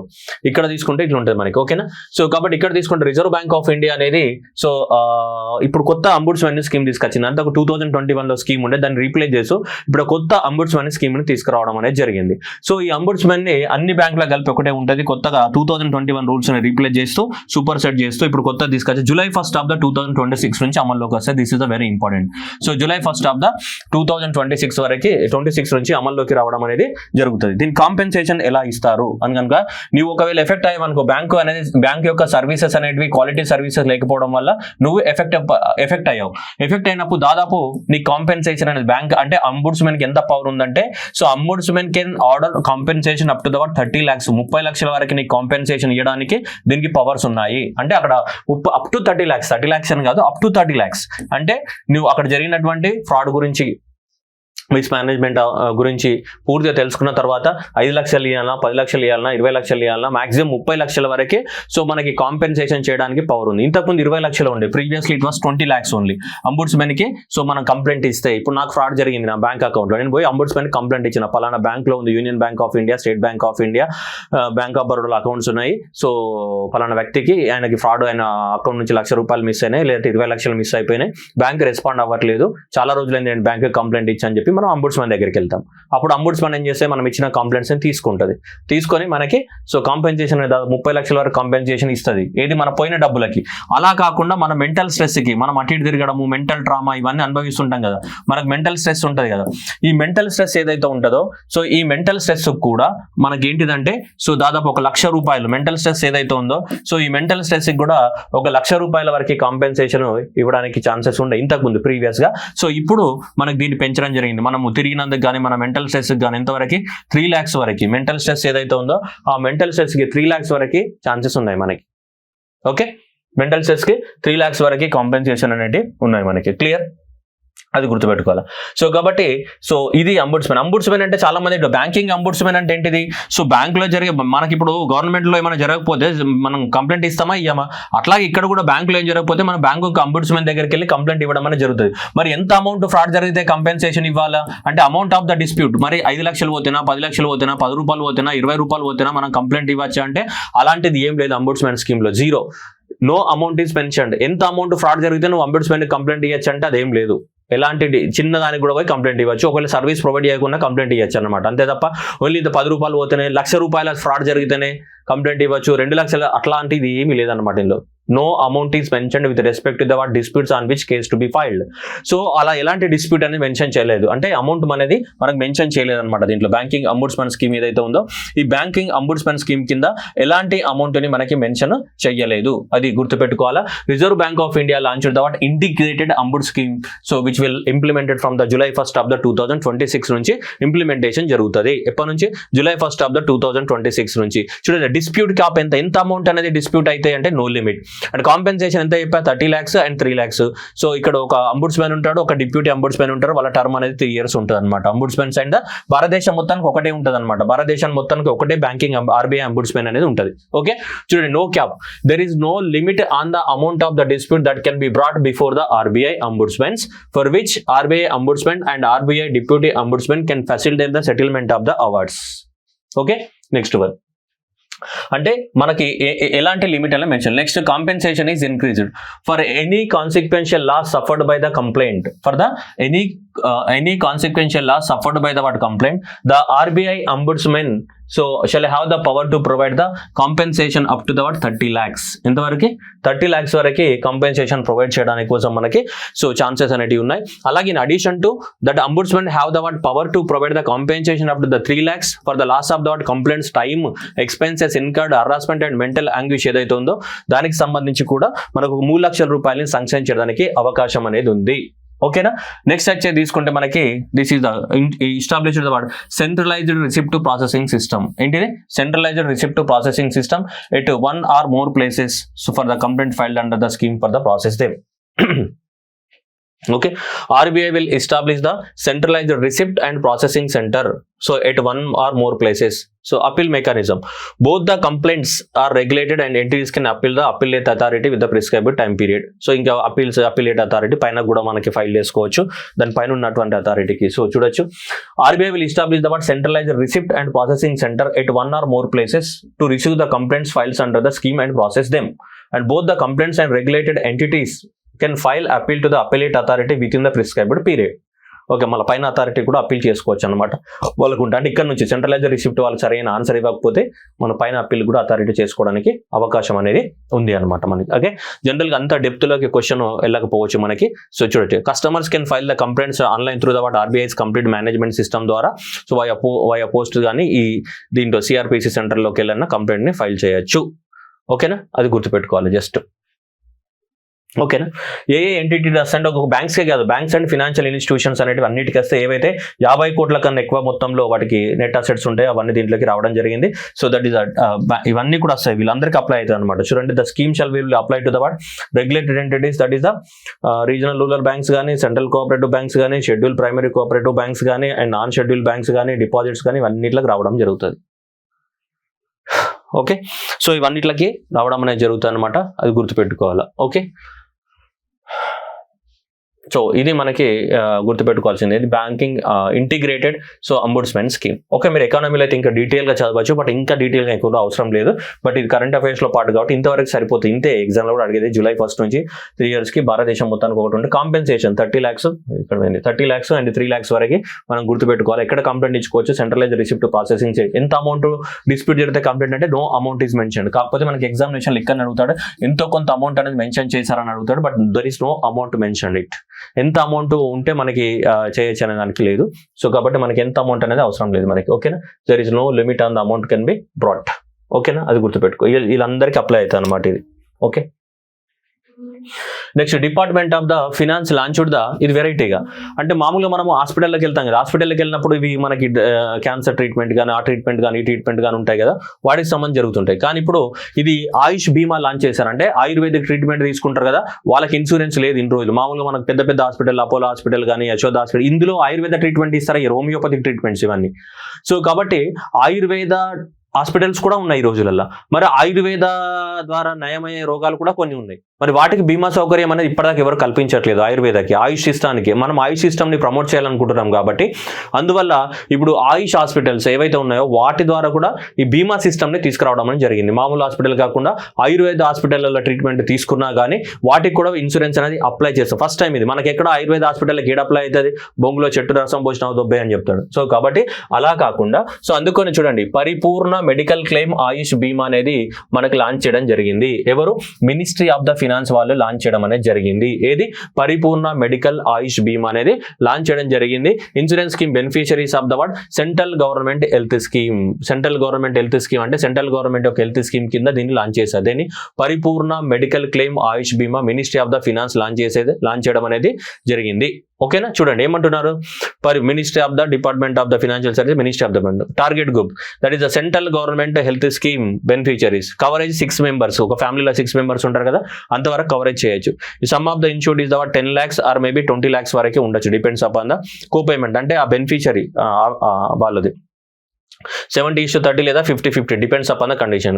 కోపేమెంట్ అంటే ఎవరు?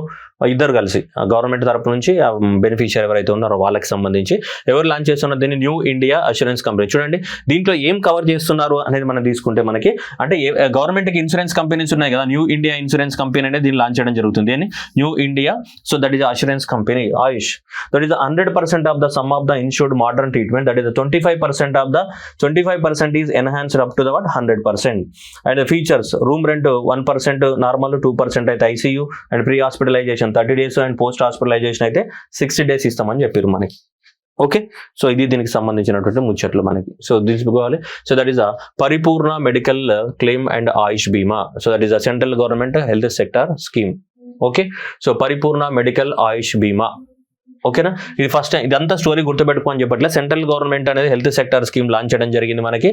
ఈ సెంట్రల్ గవర్నమెంట్ ఇది ఆయుష్ ఈ బీమా స్కీమ్ తీసుకున్న వాళ్ళకి ఆయుష్ హాస్పిటల్లో ట్రీట్మెంట్ తీసుకున్నా కానీ ఇన్సూరెన్స్ అనేది క్లెయిమ్ చేసుకోవచ్చు. మరి దానికి గైడ్ లైన్స్ అనేది ఇంకా పూర్తిగా రిలీజ్ కాలేదు. రిలీజ్ అయినప్పుడు మనం చూడాలి. అంటే సమ్ ఆఫ్ ద ఇన్సూర్డ్ కొన్ని రోగాలకు 10 lakhs వరకు, కొన్ని రోగాలకు 20 lakhs వరకు. కో పేమెంట్ అనేది మరి ఎవరెవరు పేమెంట్ చేయాలనేది క్లారిటీ ఇవ్వలేదు గవర్నమెంట్. Will see next. కానీ బట్ ప్రస్తుతానికి అయితే మనకి ఇది గుర్తుపెట్టుకోవాలి. ఏంటిది మన స్కీమ్ పేరు? ఏది? పరిపూర్ణ మెడికల్ క్లెయిమ్ ఆయుష్ యోజన. ఇక్కడ చూడొచ్చు 100% of the word some of the insured modern treatment అనేది ఇవ్వాలి. ఓకేనా, next one, BSc wins Asia's Best Employer Brand Award 2026 at the Hong Kong. BSc Bombay stock exchange. So Bombay stock exchange అనేది Asia's first and the oldest stock exchange, మీ అందరికి తెలుసు. Okay, so conferred the Asia's best employer brand award 2026 at the Hong Kong leadership awards లోపల best marketing officer Asia awards లోపల award వచ్చిందంట. సరే, ఇంత story అంతా మనకు అవసరం లేదు కానీ అది గుర్తుపెట్టుకుంటే చాలు. ఏంటిది? Asia's best employer brand award 2026 అనేది ఏ స్టాక్ ఎక్స్చేంజ్కి వచ్చింది అనేది మనకి ఇంపార్టెంట్. ఎవరు ఇచ్చారు ఈ award? Hong Kong leadership awards అనేది ఇవ్వడం అనేది జరిగింది. సో రిసిపియంట్ ఎవరు? So BSC Bombay stock exchange. So held award international guard Stanford Hong Kong లో జరిగింది మనకి. So name of the award is, ఈ అవార్డ్ అనేది రావడం significance human resources participate in the competitive financial services sector. అది so ఇదంతా కూడా వీళ్ళు హాంగ్ కాంగ్ లో ఉన్నటువంటి స్టాక్ ఎక్స్చేంజ్ ఏదైతే వాళ్ళు రికగ్నైజ్ చేశారు. To recognise the excellence in work place culture and employment. So engagement దానికి సంబంధించి మంచిగా ఉంటే వాళ్ళకి అవార్డు ఇస్తారంట. ఏది సో బెస్ట్ పేరులోనే ఉంది కదమ్మా, Asia's best employers brand award 2026 అని. సో ఇక్కడ ఉంది కదా, ఇక్కడ excellence in the work place culture and the employee engagement కింద ఇవ్వడం అనేది జరుగుతుంది. క్లియర్? సో అది గుర్తుపెట్టుకోవాలా. Next PFRDA constitutes the high level committee headed by the MS Sahu for the payments of the national pension scheme.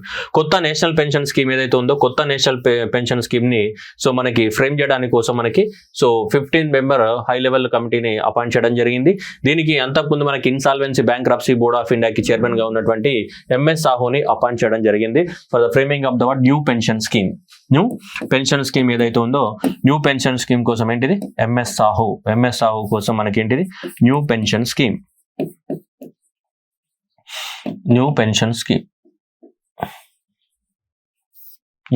Scheme MS Sahu. Okay, so అది expert committee. Next CBSE secretary, ఇది Agartala integrated check post అనమాట. మనకి బంగ్లాదేశ్ నుంచి ఇండియాకి, బంగ్లాదేశ్కి మధ్యన ఎక్కువ మొత్తంలో ఈ మధ్యన ఇన్ఫిల్ట్రేషన్ జరగడము, బంగ్లాదేశ్ అనేది కొద్దిగా ఇండియాకి ఆపోజిట్గా మారడం ఇవన్నీ జరుగుతున్నాయి. కాబట్టి ఇక్కడ ఎక్కువ మొత్తంలో మనకి చెక్ పోస్టులు లాంచ్ చేయాల్సిన అవసరం ఉంది. అందుకనే కొత్తగా మనకి indirect taxes, central board of the indirect taxes వాళ్ళు ఏంటంటే బంగ్లాదేశ్ నుంచి ఎక్స్పోర్ట్స్ అండ్ ఇంపోర్ట్ ఎక్కువ జరుగుతున్నాయి. కాబట్టి అక్కడ మనకి ఇంకా స్ట్రాంగ్ చేయడం అనేది జరిగింది. That is the integration of the Indian customs and electronic gateway and land port management LLP integrated check post at Agartala and the త్రిపురలో లాంచ్ చేయడం జరిగింది. ల్యాండ్ కానీ, సో నెక్స్ట్ ఓషన్స్ కానీ, పోర్ట్ కానీ, ఇక్కడ ల్యాండ్ది కానీ పోర్టుది కానీ రెండింటిని మెర్జ్ చేసేసారనమాట. రెండింటికి ఒకటే గేట్వే అనమాట. ఇప్పుడు ఇంటిగ్రేటెడ్ గేట్వే సిస్టమ్ అలా బంగ్లాదేశ్ ద్వారా మనకి అగర్తలకు ఎంట్రీ అవుతాయి. కాబట్టి ఆ రెండింటిలను మనకి మెర్జ్ చేయడం అనేది జరిగింది. That is inaugurated the integration of the India's customs electronic gateway and land port management system, that is ICEGATE system ని అగర్తల త్రిపురలో లాంచ్ చేయడం జరిగింది. Inauguration of the ICEGATE integration and so CBS special secretary and where Agartala and it enable the real time digital data exchange.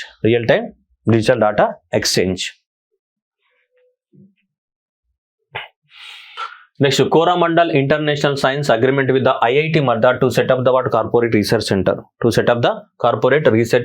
Center. That is IIT Madras అనేది corporate research centre. Coromandel International Limited మీ అందరికి తెలుసు. Coromandel Cement అనేది పెద్ద company. So ఇది agriculture solution ని provide చేసే కూడా company. చాలా ఫీల్డ్ లో ఉంది. సిమెంట్ లో ఉంది, అగ్రికల్చర్ ఫీల్డ్ లో ఉంది, బ్యాంకింగ్ సెక్టర్ లో ఉంది, చాలా రకాలలో మన పార్ట్నర్ అనమాట Coromandel. తమిళనాడులోది. Coromandel కోస్ట్ ఎక్కడ ఉంటుంది? తమిళనాడే కదా. Tamil Nadu Coast is known as Coromandel Coast. So వాళ్ళు మనకి ఐఐటి మద్రాస్ తోటి మనకి టైఅప్ అవడం అనేది జరిగింది. సో దేనికోసం అంటే ఎక్కువ మొత్తంలో ఈ రీసెర్చ్ పార్క్ అనేది corporate research centre. So corporate research centre అనేది ఎస్టాబ్లిష్మెంట్ చేయడం అనేది జరుగుతుంది. ఇటు ఐఐటి రీసెర్చ్ పార్క్ దగ్గర కార్పొరేట్ రీసెర్చ్ సెంటర్ ని పెట్టారనమాట. So establish the corporate research center at the IIT Madras. So that is the laboratory research into the scale and commercially viable solutions for the farmers. Farmers కి సంబంధించినటువంటి ఏంటి మనకి so ఏమైనా solutions ఉంటే వాటిని వాళ్ళు తయారు చేయడం అనేది జరుగుతుందంట. ఓకే, ఫార్మర్కి సంబంధించి మేము Coromandel International Limited, ఎవరు Coromandel International Limited and IIT Madras. Coromandel International Limited, IIT Madras. ఓకేనా? So that is commercially viable అంటే అగ్రికల్చర్ ఫార్మర్కి సంబంధించినటువంటి ఏమంటాం మనం ప్రాబ్లమ్స్, వాటికి సంబంధించిన సొల్యూషన్స్ పైన ఎక్కువ మొత్తంలో రీసెర్చ్ చేయడానికి కోసమే ఈ Coromandel వాళ్ళు ఏమిస్తున్నారంటే ఫండింగ్ ఇస్తారు ఎవరికి? ఐఐటి మద్రాస్కి. సో ఐఐటి మద్రాస్లో ఉన్న స్టూడెంట్స్ అనే వాళ్ళు దానికి ఆ ప్రాబ్లమ్స్ని ఫైండ్ అవుట్ చేయడానికి కోసం ఏం చేస్తారు? మనకి రీసెర్చ్ చేయడం అనేది జరుగుతుంది. అలా Coromandel వాళ్ళు ఫండింగ్ ఇస్తారు. ఆ తర్వాత ఏదైనా కొత్తది కనిపెట్టామనుకోండి, దాని మీద వైట్స్ అన్ని మళ్ళీ Coromandel వాళ్ళకే ఉంటాయి అనమాట. మళ్ళీ దాని మీద ఎందుకంటే వాళ్ళే రీసెర్చ్ చేస్తున్నారు కాబట్టి పేటెంట్ రైట్స్ అవన్నీ కూడా మళ్ళీ Coromandel వాళ్ళకే తీసుకోవడం జరుగుతుంది. అలా ఒక కార్పొరేట్ రీసెర్చ్ సెంటర్ అనేది మనకి ఐఐటి మద్రాస్ లో మనకి Coromandel వాళ్ళు ఎస్టాబ్లిష్మెంట్ చేయడం జరుగుతున్నది. Specially so commercially viable solution for the farmers కి సంబంధించిన ప్రాబ్లమ్స్ వాళ్ళ సొల్యూషన్ కి సంబంధించి. Next, Tamil Nadu partners with the Sarvam artificial intelligence to establish the India's first sovereign artificial intelligence park in the Chennai. Sovereign అంటే ఏంటిది? గవర్నమెంట్ ఎస్టాబ్లిష్మెంట్ చేసే పార్క్ అనమాట. అన్ని కూడా ప్రైవేట్ వాళ్ళు ఆర్టిఫిషియల్ ఇంటెలిజెన్స్ పార్కులు ఎస్టాబ్లిష్మెంట్ చేస్తున్నారు, కానీ గవర్నమెంట్ అనేది ఎక్కడ కూడా స్టెప్స్ తీసుకోలేదు. అందువల్ల గవర్నమెంట్ అనేది ఫస్ట్ మనకి ఎస్టాబ్లిష్మెంట్ చేయాలని అనుకుంటుంది. So it is the government of the Tamil Nadu. So ఎవరితోటి? ఈ సర్వం ఆర్టిఫిషియల్ ఇంటెలిజెన్స్ తోటి మనకి అగ్రిమెంట్ రాసుకోవడం అనేది జరిగింది. India's first full stack and ఏంటిది sovereign and artificial intelligence park చెన్నైలో ఎస్టాబ్లిష్మెంట్ చేయాలని చెప్తున్నారు. Tamil Nadu government partners with Sarvam AI. So first sovereign artificial intelligence park means government invested artificial intelligence. Tamil Nadu 10,000 కోట్ల ఇన్వెస్ట్మెంట్ తోటి మనకి స్టార్ట్ అవుతుంది. Dedicated artificial intelligence district with high profile performance computing secure the data. ఒక separate ఇప్పుడు మనకి హైదరాబాద్ లో ఫినాన్షియల్ డిస్ట్రిక్ట్ అని ఉందా లేదా? హైదరాబాద్ లో ఫినాన్షియల్ డిస్ట్రిక్ట్ అని ఉంది కదా, అట్లనే తమిళనాడులో మనకి ఏంటిది ఆర్టిఫిషియల్ ఇంటెలిజెన్స్ డిస్ట్రిక్ట్స్ అనేది ఒకదాన్ని పెడతారంట. అక్కడ అన్నిగా ఆర్టిఫిషియల్ ఇంటెలిజెన్స్ కంపెనీస్ అనేవి ఉంటాయి. దాదాపు 10,000 కోట్లతోటి మనకి ఎస్టాబ్లిష్మెంట్ చేయబోతున్నారు. ఇట్లా భారతదేశంలో గవర్నమెంట్ అనేది సపరేట్ గా ఒక ఆర్టిఫిషియల్ ఇంటెలిజెన్స్ పార్క్ ని ఎస్టాబ్లిష్మెంట్ ఇదే ముందు అంటే ప్రైవేట్ పార్క్స్ ఉన్నాయి, బట్ గవర్నమెంట్ ఎందుకంటే సావరీన్ బ్యాక్డ్ ఉంటుంది. సావరీన్ అంటే ఏంటి? గవర్నమెంటే ఒక డిస్ట్రిక్ట్ ఒక ఏరియాని మొత్తం ఆర్టిఫిషియల్ ఇంటెలిజెన్స్ డిస్ట్రిక్ట్ గా డెవలప్మెంట్ చేయాలనుకుంటే, ఇప్పుడు ఫినాన్షియల్ డిస్ట్రిక్ట్ హైదరాబాద్ లో ఎట్లయితే సాఫ్ట్వేర్ కంపెనీస్ ఉంటాయో, ఫ్యూచర్ లో చెన్నైలో రాబోయే రోజులలో ఆర్టిఫిషియల్ ఇంటెలిజెన్స్ పార్క్ అంటే ఆ ఏరియాలో మొత్తం ఏముంటాయి మనకి ఆర్టిఫిషియల్ ఇంటెలిజెన్స్ కంపెనీసే ఉంటాయి మనకి అక్కడ. అర్థమవుతుందా? అది గుర్తుపెట్టుకోవాలి. So that is the 10,000 crores తోటి స్టార్ట్ చేయడం జరుగుతుంది. దాదాపు 1000 మందికి పైగా అక్కడ జాబ్స్ జనరేట్ అవ్వడానికి ఏముంది అవకాశం అనేది ఉంది. So that is the first sovereign ఏంటిది artificial intelligence park. That is the first full so sovereign artificial intelligence park Chennai. Okay, next one India artificial intelligence mission signs memorandum of understanding with the so Uttar Pradesh development corporation aim to building the India's largest state level artificial intelligence skilling ecosystem. తమిళనాడులో artificial intelligence companies వస్తున్నాయి, కానీ ఉత్తరప్రదేశ్లో so ఏంటిదంటే artificial intelligence skill training centre వస్తుంది largest. మనం రెండు difference అర్థం చేసుకోవాలి. అందుకని ఇక్కడ చూడండి, ఇక్కడ ఉత్తరప్రదేశ్లో ఏమొస్తుంది అని అంటే ఇండియా ఆర్టిఫిషియల్ ఇంటెలిజెన్స్ అంటే ఈ ఇండియా ఆర్టిఫిషియల్ ఇంటెలిజెన్స్ మిషన్ అనేది ఎవరు స్టార్ట్ చేశారు? మినిస్ట్రీ ఆఫ్ ద ఎలక్ట్రానిక్స్ వాళ్ళు, ఇది యూనియన్ గవర్నమెంట్ స్టార్ట్ చేసింది. So ministry of the electronics union government వాళ్ళు స్టార్ట్ చేశారు. వాళ్ళు ఇప్పుడు ఉత్తరప్రదేశ్ గవర్నమెంట్ తోటి కోఆర్డినేషన్ అవుతూ సో ఏమంటున్నారు, India's largest state level intelligence for skilling ఏమంటున్నారు, ఇండియాస్ లార్జెస్ట్ ఏంటిది state level, India's largest state level ఏంటిది ఇంటెలిజెన్స్ స్కిల్లింగ్ సిస్టమ్ ని స్టార్ట్ చేస్తున్నారు. ఓకేనా? So that is the India's ఇది. So establish the 65 data and artificial intelligence labs across the Uttar Pradesh. దీంట్లో వేలాది మందికి ట్రైనింగ్స్ ఇస్తారంట. దేనిపైన? ఆర్టిఫిషియల్ ఇంటెలిజెన్స్ పైన. అలా భారతదేశంలో మనకి largest state level artificial intelligence మీద ట్రైనింగ్ ఇచ్చేది ఉత్తరప్రదేశ్లో రాబోతుంది. కానీ ఆర్టిఫిషియల్ ఇంటెలిజెన్స్ డిస్ట్రిక్ట్ ఎక్కడ వస్తుంది మనకి? చెన్నైలో రాబోతుంది. ఇది కంపెనీస్ ఎస్టాబ్లిష్మెంట్ చేయడానికి. ఇది కంపెనీస్ ఎస్టాబ్లిష్మెంట్ చేయడానికి కాదు. ఉత్తరప్రదేశ్లో వచ్చేది ఏంటిది? Skill training centres. ఇవన్నీ కూడా స్కిల్ ట్రైనింగ్ సెంటర్స్ అనమాట. ఏంటిది? ఆర్టిఫిషియల్ ఇంటెలిజెన్స్ లో ఇప్పుడు వీడియో ఎట్లా తయారు చేయాలా, సంతోష్ సార్ క్లాస్ చెప్పకుండా సంతోష్ సార్ బొమ్మ మాట్లాడాలంటే ఎట్లా తయారు చేయాలా అట్లా అనమాట. ఓకే, సో అలా అనమాట అది. సో అందువల్ల ఇది establish the 65 data and artificial intelligence labs across the Uttar Pradesh. Clear? So అది గుర్తుపెట్టుకోవాలా. Okay, right. Next Australia university. So that is the Australia university of the New South Wales setup the new campus in the Bengaluru by the August 2020. కొత్త ఆస్ట్రేలియాకి సంబంధించిన new south వేల్ university ఏదైతే ఉందో వీళ్ళు మన మాన్యతా tech park బెంగళూరులో మనకి వీళ్ళు కూడా క్యాంపస్ పెట్టబోతున్నారు. సో మనకి యూనివర్సిటీ బెంగళూరు కర్ణాటకలో మనకి ఫారిన్ యూనివర్సిటీ రాబోతుంది. ఇండియాకి వస్తున్నటువంటి one of the foreign university ఆస్ట్రేలియాకి సంబంధించినటువంటి ఇది. సో మనకి న్యూ సౌత్ వేల్స్ ఇక్కడ బెంగళూరులో. ఓకే, అలాగే Galgotias university inaugurate the so IIT Mandi catalyst satellite centre in the greater Noida. IIT మండిలో ఉన్నటువంటి స్టూడెంట్స్ ఎవరైతే ఉన్నారో ఈ ఐఐటి మండిలో ఉన్నటువంటి స్టూడెంట్స్ అందరూ కూడా మనకి ఇక్కడికి వచ్చి రీసెర్చ్ చేసుకోవచ్చు అనమాట. ఏ యూనివర్సిటీ వాళ్ళు? Galgotias university, one of the world's leading universities in the Quacquarelli Symonds. ఈ యూనివర్సిటీ వాళ్ళు IIT Mandi, so IIT మండికి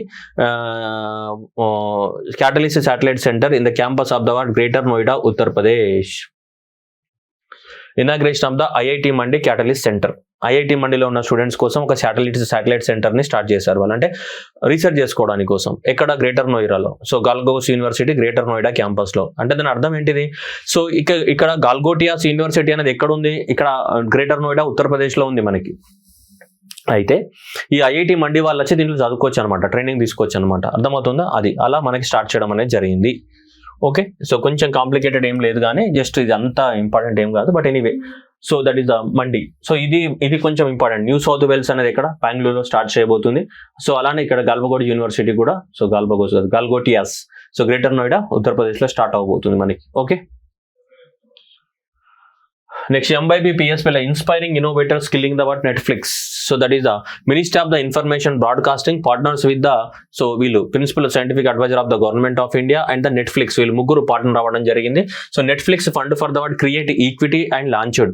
so inspiring the innovators and next ఏంటి నయే భారత్ కా నయే పహచాన్ ఏ స్కిల్ ఇనిషియేటివ్. ఎవరెవరికైతే ఇప్పుడు నెట్ఫ్లిక్స్ లో అన్ని మూవీస్ చేస్తాయి కాబట్టి ఆ ఫీల్డ్ లోపల మనకి ఎక్కువ మొత్తంలో సో ఎంకరేజ్ చేయడానికి కోసం, that is what is the skill initiative inspiring the innovators and Naye Bharat ki Pehchan. So launched by the what ministry of the information broadcasting. ఎందుకంటే మూవీస్ కి సంబంధించి దీనికి కింద వస్తాయి కదా, ministry of information broadcasting.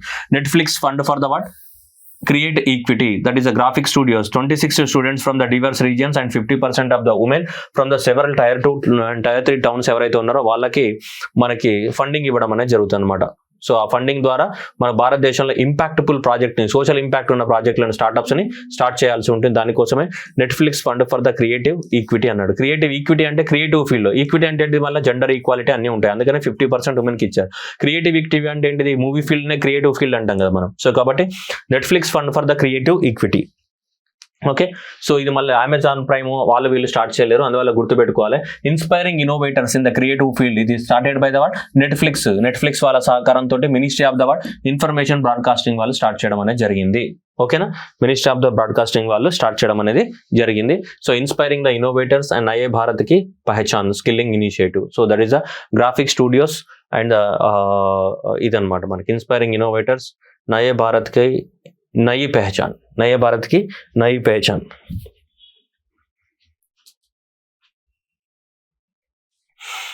Right, okay ना, inspiring innovators and skilling initiatives Netflix. Okay ना, right.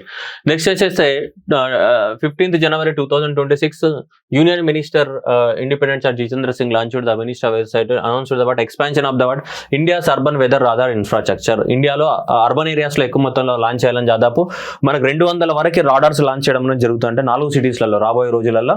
So మనకి ఇంటర్నేషనల్ మెట్రో ఇక్కడ మనకి ఇక్కడ పోయింది 200 ఆటోమేటిక్ వెదర్ స్టేషన్స్ లాంచ్ చేయడం జరుగుతుందంట. సో ఇక్కడ తీసుకుంటే 15 ఈచ్, ఢిల్లీలో 50 కానీ, ముంబైలో 50 కానీ, అండ్ చెన్నైలో 50 కానీ, అండ్ పూణేలో 50 కానీ లాంచ్ చేస్తారంట. మనకి ఢిల్లీ, ముంబై, పూణేలో 50 లాంచ్ చేయడం అనేది జరుగుతుందంట మనకి టోటల్గా. So that is the, so Delhi, Mumbai, Chennai and the పూణేలో లాంచ్ చేయడం అనేది జరుగుతుంది మనకి అట్లీస్ట్.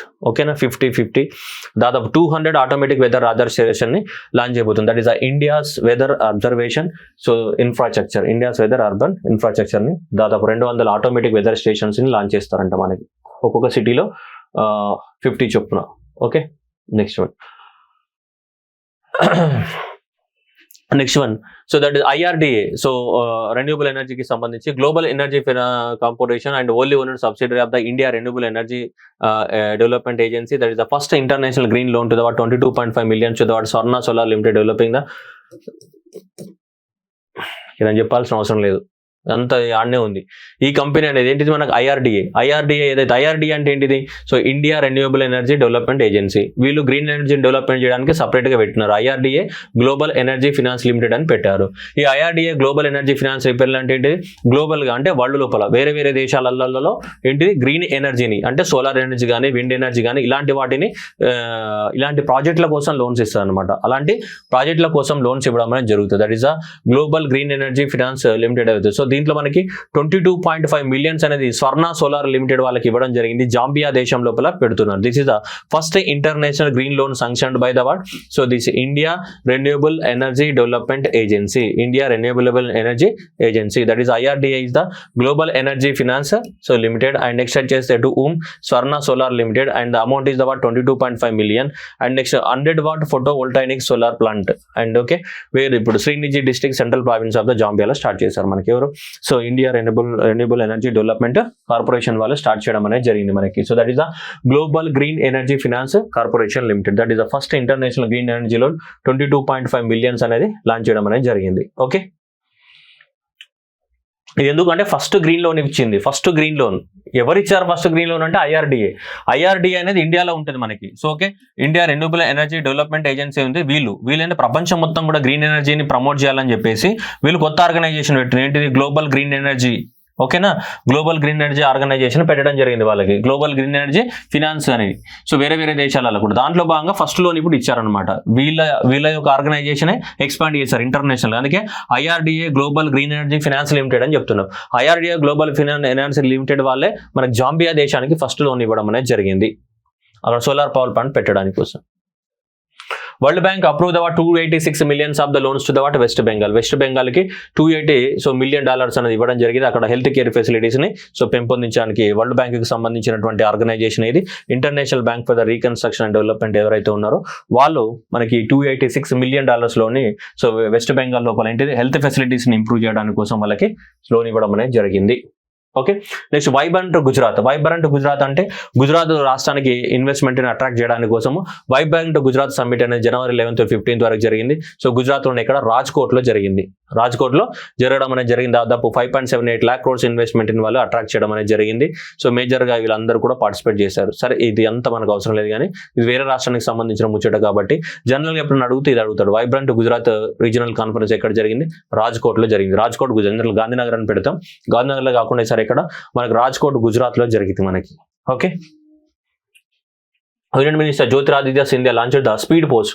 అంటే పోస్ట్ ఆఫీస్ అనేది మనకు లెటర్ వేస్తే ఆ లెటర్ ఎప్పటికి వస్తుందో తెలియదు. అందుకనే 24 గంటల్లో కానీ 48 గంటల్లో కానీ మనకు పోస్టులు రావడానికి కోసం ఇది లాంచ్ చేయడం అనేది జరిగింది. Launch of the word 2 India post port, ఒకటి స్పీడ్ 24 అండ్ నెక్స్ట్ వచ్చేసి స్పీడ్ 48 లాంచ్ చేయడం జరిగింది.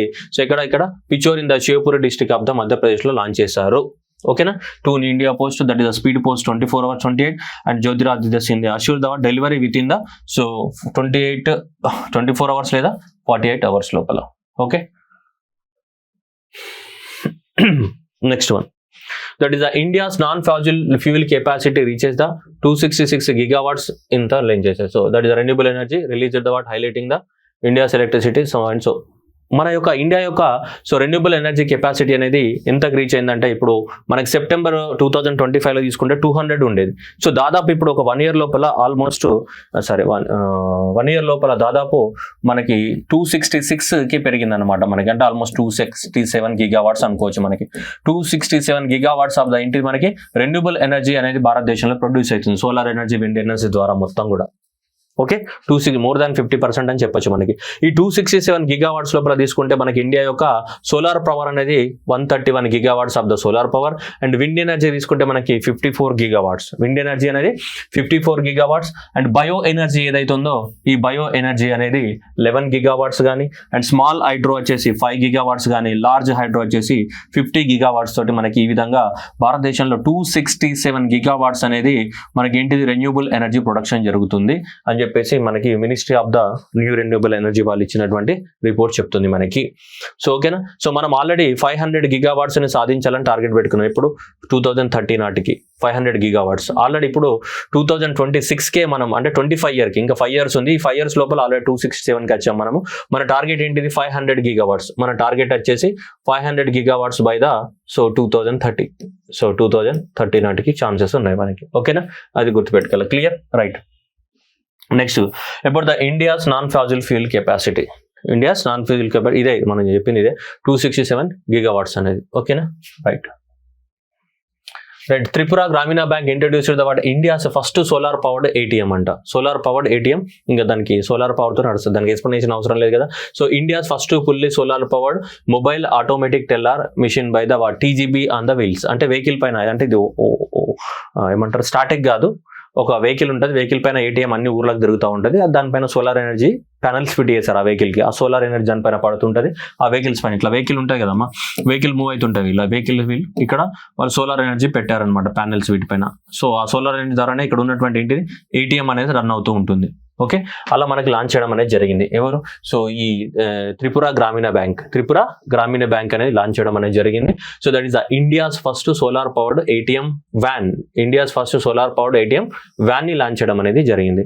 So India's first solar powered Tripura Gramin bank. So Tripura Gramin bank on the wheels supported by the NABARD and 3 solar powered ATM vans are operated in the Tripura. ఒకటి కాదు, 3 solar vehicles అనేటివి run అవుతున్నాయి. ఇది మనకి NABARD funding ద్వారా దీన్ని లాంచ్ చేయడం అనేది జరిగింది అనమాట. Okay, next one, GAIL India limited partners with the what petroleum and gas national board of India so to drive the what hashtag non stop Zindagi a campaign running the what January 1st to March 31st about adoption of the piped natural gas and compressed natural gas across the India. Campaign అనమాట. ఏంటిది? Non stop జిందగీ, enjoy చేయండి ఎప్పుడుగా, జిందగీని ఆపకండి అని చెప్పేసి మనకి వీళ్ళు launch చేశారనమాట. ఎవరెవరు? Ministry of the petroleum in association with the gas authority of India limited in association with the petroleum and natural gas regulatory board వాళ్ళు కలిసి దీన్ని లాంచ్ చేయడం జరిగింది. ఈ క్యాంపెయిన్ ఏంటి? నాన్ స్టాప్ జిందగీ. ఓకేనా? ఎగ్జామ్ లో క్వశ్చన్ ఇది, నాన్ స్టాప్ జిందగీ అనేది ఎవరు లాంచ్ చేశారు అనేది ఇంపార్టెంట్ మనకి. ఎక్కువ మొత్తంలో ఈ piped compressed gas, natural gas కానీ కంప్రెస్డ్ గ్యాస్, నేచురల్ గ్యాస్ కానీ ఇండియా మొత్తంలో ఇంప్లిమెంట్ చేయాలని లాంచ్ చేయడం జరిగింది. గేల్ పార్ట్నర్స్ విత్ ఇది కానీ. అండ్ నెక్స్ట్ ఏంటి మనకి? Non stop campaign. సో ఇది లాంచ్ చేయడం జరిగింది January 1st నుంచి March 31st వరకు. సో ఎక్కువ మొత్తంలో భారతదేశం లోపల అందరూ కూడా కంప్రెస్డ్ నేచురల్ గ్యాస్ని కానీ అండ్ పెట్రోల్ పైపుడ్ గ్యాస్ని కానీ వాడండి అని చెప్పేసి అవేర్నెస్ని క్రియేట్ చేయడానికి కోసము దీన్ని లాంచ్ చేయడం అనేది జరిగింది. క్లియర్? సో అవేర్నెస్ని క్రియేట్ చేయడానికి కోసం లాంచ్ చేశారు మనకి.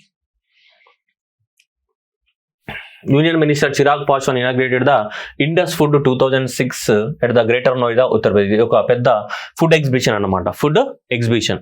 సో ఫుడ్ ఎగ్జిబిషన్ ని మనకి ministry of the food processing minister launch చేయడం అనేది జరిగింది. 9th edition of the Indus food Asia's premier global food and beverages trade show expo greater Noida ఉత్తరప్రదేశ్లో లాంచ్. జనరల్గా ఢిల్లీలో లాంచ్ చేస్తారు, కానీ సార్ ఉత్తరప్రదేశ్లో జరిగింది. ఇండస్ ఫుడ్ అంటే ఫుడ్ ఎగ్జిబిషన్ జరుగుతుంది అక్కడ. ఫుడ్ అండ్ బీవరేజెస్ యొక్క ఎగ్జిబిషన్ అనేది జరుగుతుంది. దాంతోపాటు సో ఈ ఫుడ్ ఎగ్జిబిషన్తో పాటు ఈసారి ఇది కూడా లాంచ్ చేస్తాం. ఏంటిదంటే వరల్డ్ క్యూలినరీ హెరిటేజ్ కాన్ఫరెన్స్ అనేది కూడా సేమ్ లాంచ్ అయింది on January 9th as a part of the event. First world culinary heritage conference కూడా జరగడం జరిగింది. దీన్ని ఆర్గనైజ్ చేసిన వాళ్ళు the conference is organised by Indian federation of the culinary association వాళ్ళు. అంటే ఈ సమ్మిట్ లో భాగంగా, అంటే దీంట్లోనే ఈ ఎగ్జిబిషన్ లో భాగంగానే ఇండస్ ఫుడ్ అనే ఎగ్జిబిషన్ జరుగుతుంది. ఈ ఎగ్జిబిషన్ లో భాగంగానే ఇది కూడా లాంచ్ చేశారు. ఇది world culinary heritage conference, first conference అనమాట. ఇది ఇప్పటిదాకా జరగలేదు. అంటే ఈ చెఫ్లు, ఈ హోటల్స్, రెస్టారెంట్ వాళ్ళు ఉంటారు కదా మంచి, వాళ్ళందరూ కలిసి మాట్లాడుకుంటారు అనమాట. సో అలా ఈ 3-day ఈవెంట్ అనేది మనకి జరిగిందనమాట. ఎప్పుడు 8th నుంచి 10th వరకు జరిగింది. దీన్ని ప్రమోట్ చేసిన వాళ్ళు మనకి trade promotion council of the India under the ministry of the commerce and industry వాళ్ళు దీన్ని ప్రమోట్ చేస్తున్నారు మనకి. దీన్ని ఇది ఇండస్ ఫుడ్ అనే కాన్ఫరెన్స్ ని, ఈ ఇండస్ ఫుడ్ అనే కాన్ఫరెన్స్ ఇది జరిగింది. దీన్ని లాంచ్ చేసిన వాళ్ళు ఇల్లు, ఇండస్ ఫుడ్ లాంచ్ చేసిన వాళ్ళు ఇల్లు. అర్థమైందా? అది గుర్తుపెట్టుకోవాలి. Next Indus food union minister Chirag Paswan నోయిడాలో జరిగింది. వీళ్ళు ప్రమోట్ చేయడం జరిగింది. So new pavilions, pet food, animal nutrition అని వీటి కూడా కుక్ వేర్, కిచెన్ వేర్ కూడా లాంచ్ చేశారంట. And first culinary heritage conference కూడా జరిగింది. భారత్ యాప్ను కూడా లాంచ్ చేశారు ఇక్కడ. ఓకే, దీంట్లో భాగంగానే చూడండి Bharati startup challenge. So that is the Bharati app challenge is the launch the what Bharat hub for the what agritech resilience advancement incubation enablement Bharati startup challenge with aim to promote the what innovation entrepreneurship in the agriculture and the processed food export. Bharat app అనేది agriculture food కానీ processed exports కి సంబంధించిన దానికి launch చేయడం అనేది జరిగింది, దాంట్లో promote చేయడానికి కోసం. ఓకేనా, అది గుర్తుపెట్టుకోవాలా.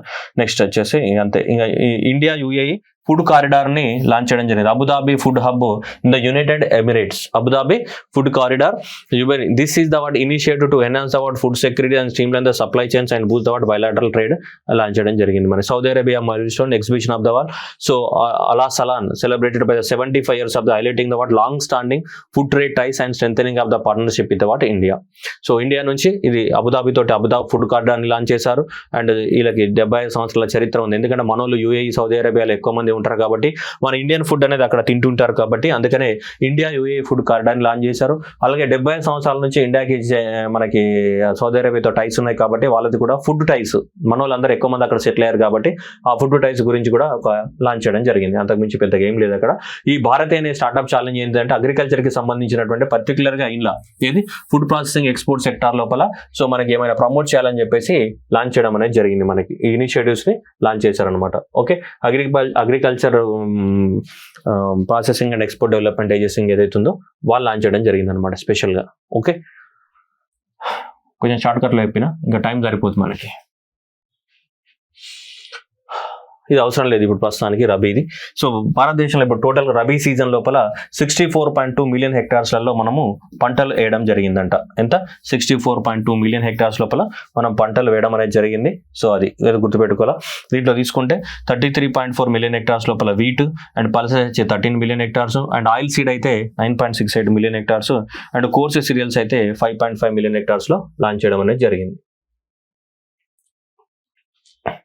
కామన్వెల్త్ కంట్రీస్ యొక్క summit. The conference was organised by the what Lok Sabha speaker Om Birla. The India ఇది 4th టైం అనమాట. ఏంటిది ఇది టోటల్గా 28వ ఈ కాన్ఫరెన్స్ జరగడం. ఏ conference? Commonwealth conference of the speakers అని వీళ్ళు. కామన్వెల్త్ కాన్ఫరెన్స్ అంటే ఏంటిది? బ్రిటిష్ వాళ్ళు పరిపాలించినటువంటి దేశాలను ఏమంటాం? కామన్వెల్త్ కంట్రీస్ అంటాం. అలా ఎన్ని కంట్రీస్ ఉన్నాయి? 54 countries. 54 countries are ruled by the what British వాళ్ళు. ఒకప్పుడు మన ఇండియాతో పాటు చాలా దేశాలు, న్యూజిలాండ్ కానీ, ఆస్ట్రేలియా కానీ, కెనడా కానీ, సో ఇలా చాలా దేశాలని వాళ్ళు రూల్ చేశారు. సో కాబట్టి వీళ్ళన్నింటిలో ఏమంటాం? కామన్వెల్త్ నేషన్స్ అంటాం. ఆ కామన్వెల్త్ నేషన్స్ అన్నిట్లకి ఏముంటుంది? పార్లమెంట్ ఉంటుంది. పార్లమెంట్ లో ఏముంటాడు? స్పీకర్ ఉంటాడు. ఆ స్పీకర్లందరూ కలిసి పెట్టుకునే మీటింగ్ అనమాట. సో మనకి ఇది ఇండియాలో జరగడం 4th టైం. 1970s లో, 86 లో అండ్ 2010 లో జరిగింది. ఇప్పుడు జరిగింది అనమాట మళ్ళీ. ఏంటిది? సో ఇది Commonwealth conference of the speakers held in the New Delhi January 14 నుంచి. So that is central hall of the what Samvidhan సభలో జరిగింది. 28th ఎడిషన్ ఇది. ఓవరాల్ గా ఇండియాలో జరగడం 4వసారి. ఓవరాల్ అది 28వసారి జరగడం. ఓకేనా? పిఎం నరేంద్ర మోదీ ఇనాగ్రేట్ చేయడం జరిగింది. సో దీన్ని ఎవరు ఆర్గనైజ్ చేశారు? Parliament of the India organise చేయడం జరిగింది. ఫస్ట్ టైం ఈ కాన్ఫరెన్స్ 1969 లో జరిగింది. ఓకేనా? సో ఫస్ట్ టైం ఇక్కడ లండన్ లోనే జరుగుతుంది. ఆ తర్వాత 29th సెషన్ నెక్స్ట్ ఇయర్ కూడా లండన్ లో జరుగుతుంది. ఎందుకంటే 2 years ఒకసారి జరుగుతుంది ఇది సమ్మిట్ అనేది. సో 27 లో ఉండదు, నెక్స్ట్ 28 లో ఉంటుంది. So held once in every 2 years. Okay, held for every 2 years. 26 లో ఎక్కడ జరిగింది ఇప్పుడు? సో ఇది ఇండియాలో జరిగింది. 29 లో ఎక్కడ జరుగుతుంది? లండన్ లో జరుగుతుంది. మనకి 28 లో 2 years కదా, లండన్స్ లో జరుగుతుంది. Commonwealth conference of the speakers మనకి. ఓకేనా? గుర్తుపెట్టుకోవాలి. CSPOC Commonwealth conference of the what speakers ఏదైతే ఉన్నారో, సో ఇది కాన్ఫరెన్స్ అనేది గుర్తుపెట్టుకోవాలి. వెరీ ఇంపార్టెంట్ క్వశ్చన్ ఇది. ఇండియాలో జరగడం 4వసారి. ఓవరాల్ గా జరగడం అనేది 28వసారి. అన్ని దేశాలలో కలిపి జరగడం అనేది 20వసారి. ఈ 28 సెషన్లలో ఇండియాలో ఇది ఎన్నో సెషన్? సో ఇది 4 సార్లు ఆల్రెడీ సో జరిగింది అనమాట. ముందు 3, ఇప్పుడు పట్టుకుంటే 4 అనమాట మనకి. ఓకేనా? ఎక్కడ జరిగింది? మనకి ఢిల్లీలో జరిగింది అనమాట. ఇది గుర్తుపెట్టుకోవాలి. Commonwealth conference of the speakers ఢిల్లీలో జరిగింది. Inaugurated by the what Narendra Modi. Okay, అది గుర్తుపెట్టుకోవాలి. ఓకే, ఎవరు మరి అధ్యక్షత వహిస్తారు? ఇది స్పీకర్స్ కాబట్టి స్పీకర్ అధ్యక్ష వహిస్తాడు. కాబట్టి లోక్సభ స్పీకర్ ఓం బిర్లా అనే దీనికి అధ్యక్షత వహిస్తాడు. ఎందుకంటే ఇలాంటి ఇంపార్టెంట్ ఇక్కడ. ఓకే, నరేంద్ర మోదీ అనే ఆన్సర్ పెట్టచ్చు. ఇది స్పీకర్స్ కాన్ఫరెన్స్ కాబట్టి so prime minister can not preside it. President Draupadi Murmu appoints the వీళ్ళందరినీ కూడా అపాయింట్మెంట్ చేయడం జరిగింది. So president Draupadi Murmu is appointed the Praveen Vashishtha as the central vigilance commissioner. Central vigilance commissioner ని అపాయింట్ చేయడం అనేది జరిగింది. As for the what central vigilance commission act ప్రకారం 4 years ఇతను టెన్యూర్ ఉంటుంది, లేదా 65 సంవత్సరాలు రిటైర్డ్ అయ్యే వరకు కొనసాగుతూ ఉంటాడు. ఎవరు? Praveen Vashishtha, central vigilance commissioner. Central vigilance commission ఏం చేస్తుంది? సో సెంట్రల్ గవర్నమెంట్ చేసే కరప్షన్ ని ఆపుతూ ఉంటుంది. విజిలెన్స్ కమిషన్ సెంట్రల్ గవర్నమెంట్ చేసే కరప్షన్ ని ఆపుతూ ఉంటుంది. మనకి టర్మ్ ఎంత? 4 years లేదా 65 years. ఎవరు? ఏం పేరు? Praveen Vashishtha as a vigilance commissioner CVC. అలాగే ఇంపార్టెంట్ మనకి ఇండో టిబెరియన్ బార్డర్ పోలీస్ కానీ ఇవన్నిట్లో కూడా. Okay, so new director generals. So that is Rakesh Agarwal. Rakesh Agarwal is appointed as a new director general. DG అంటే director general of the national investigation agency. అలాగే director general of the BSF border security force కి సంబంధించి so మనకి Praveen Kumar గుప్తాని appoint చేయడం జరిగింది. So ఈయన August 30 continue అవుతాడు. ఈ టైం వరకు కంటిన్యూ అవుతాడు. మనకు అది అవసరం లేదు ఏ టైం వరకు కంటిన్యూ అవుతారు అనేది. Next ITBP Indo Tibetan border police కి సంబంధించి శత్రుజిత్ సింగ్ కపూర్ ని అపాయింట్ చేయడం అనేది జరిగింది. రీసెంట్ గా క్లియర్ చేయడం అనేది జరిగింది. మనకి గుర్తుపెట్టుకోవాలి. రాకేష్ అగర్వాల్ NIA. సో NIAకి నేషనల్ ఇన్వెస్టిగేషన్ ఏజెన్సీకి ఎవరు? రాకేష్ అగర్వాల్ అపాయింట్ చేయడం జరిగింది. ప్రవీణ్ కుమార్ సో BSF కి అండ్ శత్రుతేజ్ ITBP. ఓకేనా? ITBP బార్డర్ లో ఉంటుంది. ఇండో టిబెటన్ బార్డర్ పోలీస్ లో శత్రుజిత్ అండ్ BSF అయితే ఏమైంది మనకి? ప్రవీణ్ కుమార్ ని అపాయింట్ చేయడం అనేది జరిగింది. Director generals. అలాగే సెంట్రల్ విజిలెన్స్ కమిషనర్ కూడా ఎవరు మనకి? సో ప్రవీణ్ వశిష్ఠ. సో కాబట్టి ఇక్కడ కూడా గుర్తుపెట్టుకోవాలా. సో ప్రవీణ్ వశిష్ఠ కన్ఫ్యూజ్ అవ్వకండి. ఈ 4 క్వశ్చన్లలో ఏదైనా ఒకటి ఖచ్చితంగా ఎగ్జామ్లో అడుగుతారు జనరల్. ఇప్పుడు ఎవరు రాస్తే సెంట్రల్ విజిలెన్స్ కమిషనర్ కానీ, నెక్స్ట్ రాకేష్ అగర్వాల్ కానీ, ప్రవీణ్ కుమార్ కానీ, Shatrutej Kapur. Okay, next one తీసుకోండి. Yoweri Museveni re-elected as a president of the Uganda for the 7th term అంట. 81 సంవత్సరాల మన ఓల్డ్ మెన్. దాదాపు 7th టర్మ్ అంటే ఇది చాలా అతి దారుణమైనది. ముసవేని ఎవరు? ముసవేని. ఇది గుర్తుపెట్టుకోండి. ముసవేని ఇక్కడ యుగండా. సో ముసవేని సో దాదాపు సో మనకి యుగండాకి ప్రెసిడెంట్ గా ఎలెక్ట్ అవ్వడం అనేది జరిగింది. ఎన్నో టర్మ్ ఇది? 7th టర్మ్ ఇది. This is what 7th term Museveni. ఓకేనా? Uganda's Museveni 7th term. Okay, 5 years మళ్ళా ఫ్రమ్ ద 2026 నుంచి 2031 వరకు పని ఉంటాడు. తాతకి ఇప్పుడే 81 సంవత్సరాలు అయిపోయేసరికి 85 అవుతాయి. So Museveni is the president of the what Uganda. గుర్తుపెట్టుకోవాలి. సో UV అని గుర్తుపెట్టుకోండి. మీకు గుర్తురాలనుకో యుగండా UV వేని యు అంటే Uganda. Okay, so Uganda so Uganda what ఎవర్ ఉగండా. ఇక్కడ వేణి అంటే ఇట్లా వేణి గుర్తుపెట్టుకోండి. వేణి is nothing but Museveni. So అందుకని యూవి. ఓకే, యూవి రేడియేషన్ లాగా Museveni. Next India Olympics medallist Vijender Singh is appointed as a member of this Asian boxing federation of the ఇండియాకి సంబంధించి announced that. So Asian boxing council ఏదైతే ఉంటుందో దాంట్లో మెంబర్గా చేయడం అనేది జరిగింది. New member of the Asia's boxing కౌన్సిల్లో మనకు విజేందర్ సింగ్ ని అపాయింట్ చేయడం అనేది జరిగింది. India's first Olympic medallist Vijender Singh. So bronze medal ని 2008 బీజింగ్ ఒలింపిక్స్ లో గెలిచాడు. సో అలా మనకి ఇతన్ని ఇప్పుడు దీంట్లో మెంబర్ గా చేయడం అనేది జరిగింది. దీంట్లో ఏషియా బాక్సింగ్ కౌన్సిల్లో విజేందర్ సింగ్ ని మనకు మెంబర్ గా అపాయింట్ చేయడం అనేది జరిగింది. Meta appoints, so that is Powell McCormick as a president and vice chairman గా అపాయింట్ చేయడం అనేది జరిగింది. మార్క్ జుకర్బర్గ్ కంపెనీ అయినటువంటి సో ఈ మెటా కంపెనీ ఏదైతే ఉందో దానికి ఈమెని సో ఫేస్బుక్ కానీ ఇన్స్టాగ్రామ్, వాట్సాప్, మెసెంజర్, థ్రెడ్స్ ఇవన్నీ ఉన్నాయా, ఇవన్నిటికి మెటా కిందనే కదా ఇవన్నీ వర్క్ చేసేటి. సో కాబట్టి ఈమెని ఇవన్నీ క్రోమిక్. సో క్రోమిక్ ని సో మనకి అది డినా పావెల్ క్రోమిక్ గుర్తుపెట్టుకోవాలి. మెటా ప్లాట్ఫామ్ కి president and the vice chairman ఎవరు ఉంటారు మనకు మార్క్ జూకర్బర్గ్ ఇలా Meta platforms. So appoints president గా ఈమెనే ఉంటుంది, వైస్ చైర్మన్ గా కూడా ఈమెనే పనిచేస్తుంది. ఎవరు? Powell, Dina Powell. మీరు ఏమైనా గుర్తుపెట్టుకోండి. సో ఇష్టం. నెక్స్ట్ వచ్చేసి అలీసా హెయిలీ. సో మనకి ఉమెన్ క్రికెట్ లో one of the best player అనమాట, ఆస్ట్రేలియా క్యాప్టెన్. సో ఈమె 8 వరల్డ్ కప్లు ఆడడం జరిగింది. 8 వరల్డ్ కప్లు ఆడి వన్ ఆఫ్ ద రికార్డ్ అనమాట. 8 వరల్డ్ కప్ టైటిల్స్ గెలిచిన దాంట్లో కూడా పాత్ర పోషించింది. అందులో 6 ఉమెన్ T20 వరల్డ్ కప్స్ కానీ 2 వన్డే ఇంటర్నేషనల్ కప్స్ కానీ ఈమె ఆడడం జరిగింది. దాదాపు 8 వరల్డ్ కప్లు ఆడడం జరిగింది. ఈమె రిటైర్మెంట్ ప్రకటించడం జరిగింది. ఆస్ట్రేలియాకి సంబంధించిన ఆమెటువంటి announced the retirement from the all forms of the cricket and Australia women's cricket team captain Alyssa Healy. దాదాపు వరల్డ్ కప్ 8 టైటిల్స్ ఆడడం జరిగింది. సో దాదాపు 300 మ్యాచెస్ అనేటి ఆడింది. మొత్తం 10 టెస్టులు, 123 ఆడియోస్ ఇవి ఆడడం జరిగింది. సో వరల్డ్ కీపింగ్ రికార్డ్ దాదాపు 269 అవుట్స్ చేయడం అని జరిగింది కీపర్ కాబట్టి. సో దాదాపు మనకి 106 రన్స్ అనేది హైయెస్ట్ రన్స్ అనేది స్కోర్ చేయడం జరిగింది ఇప్పటి వరకు. అంటే 7,106 అన్న 7,106 రన్స్ అని స్కోర్ చేయడం జరిగింది అనమాట ఇప్పటి వరకు Alyssa Healy. Next Sunita Williams తెలియని వాళ్ళు ఎవరు ఉండరు మేబీ, రైట్. సునీతా విలియమ్స్ కూడా రిటైర్మెంట్ ప్రకటించడం జరిగింది అనమాట. ఆమె ఇనీషియల్గా 1965లో బార్న్ అయింది. అమెరికన్ నేవీలో పనిచేయడం జరిగింది.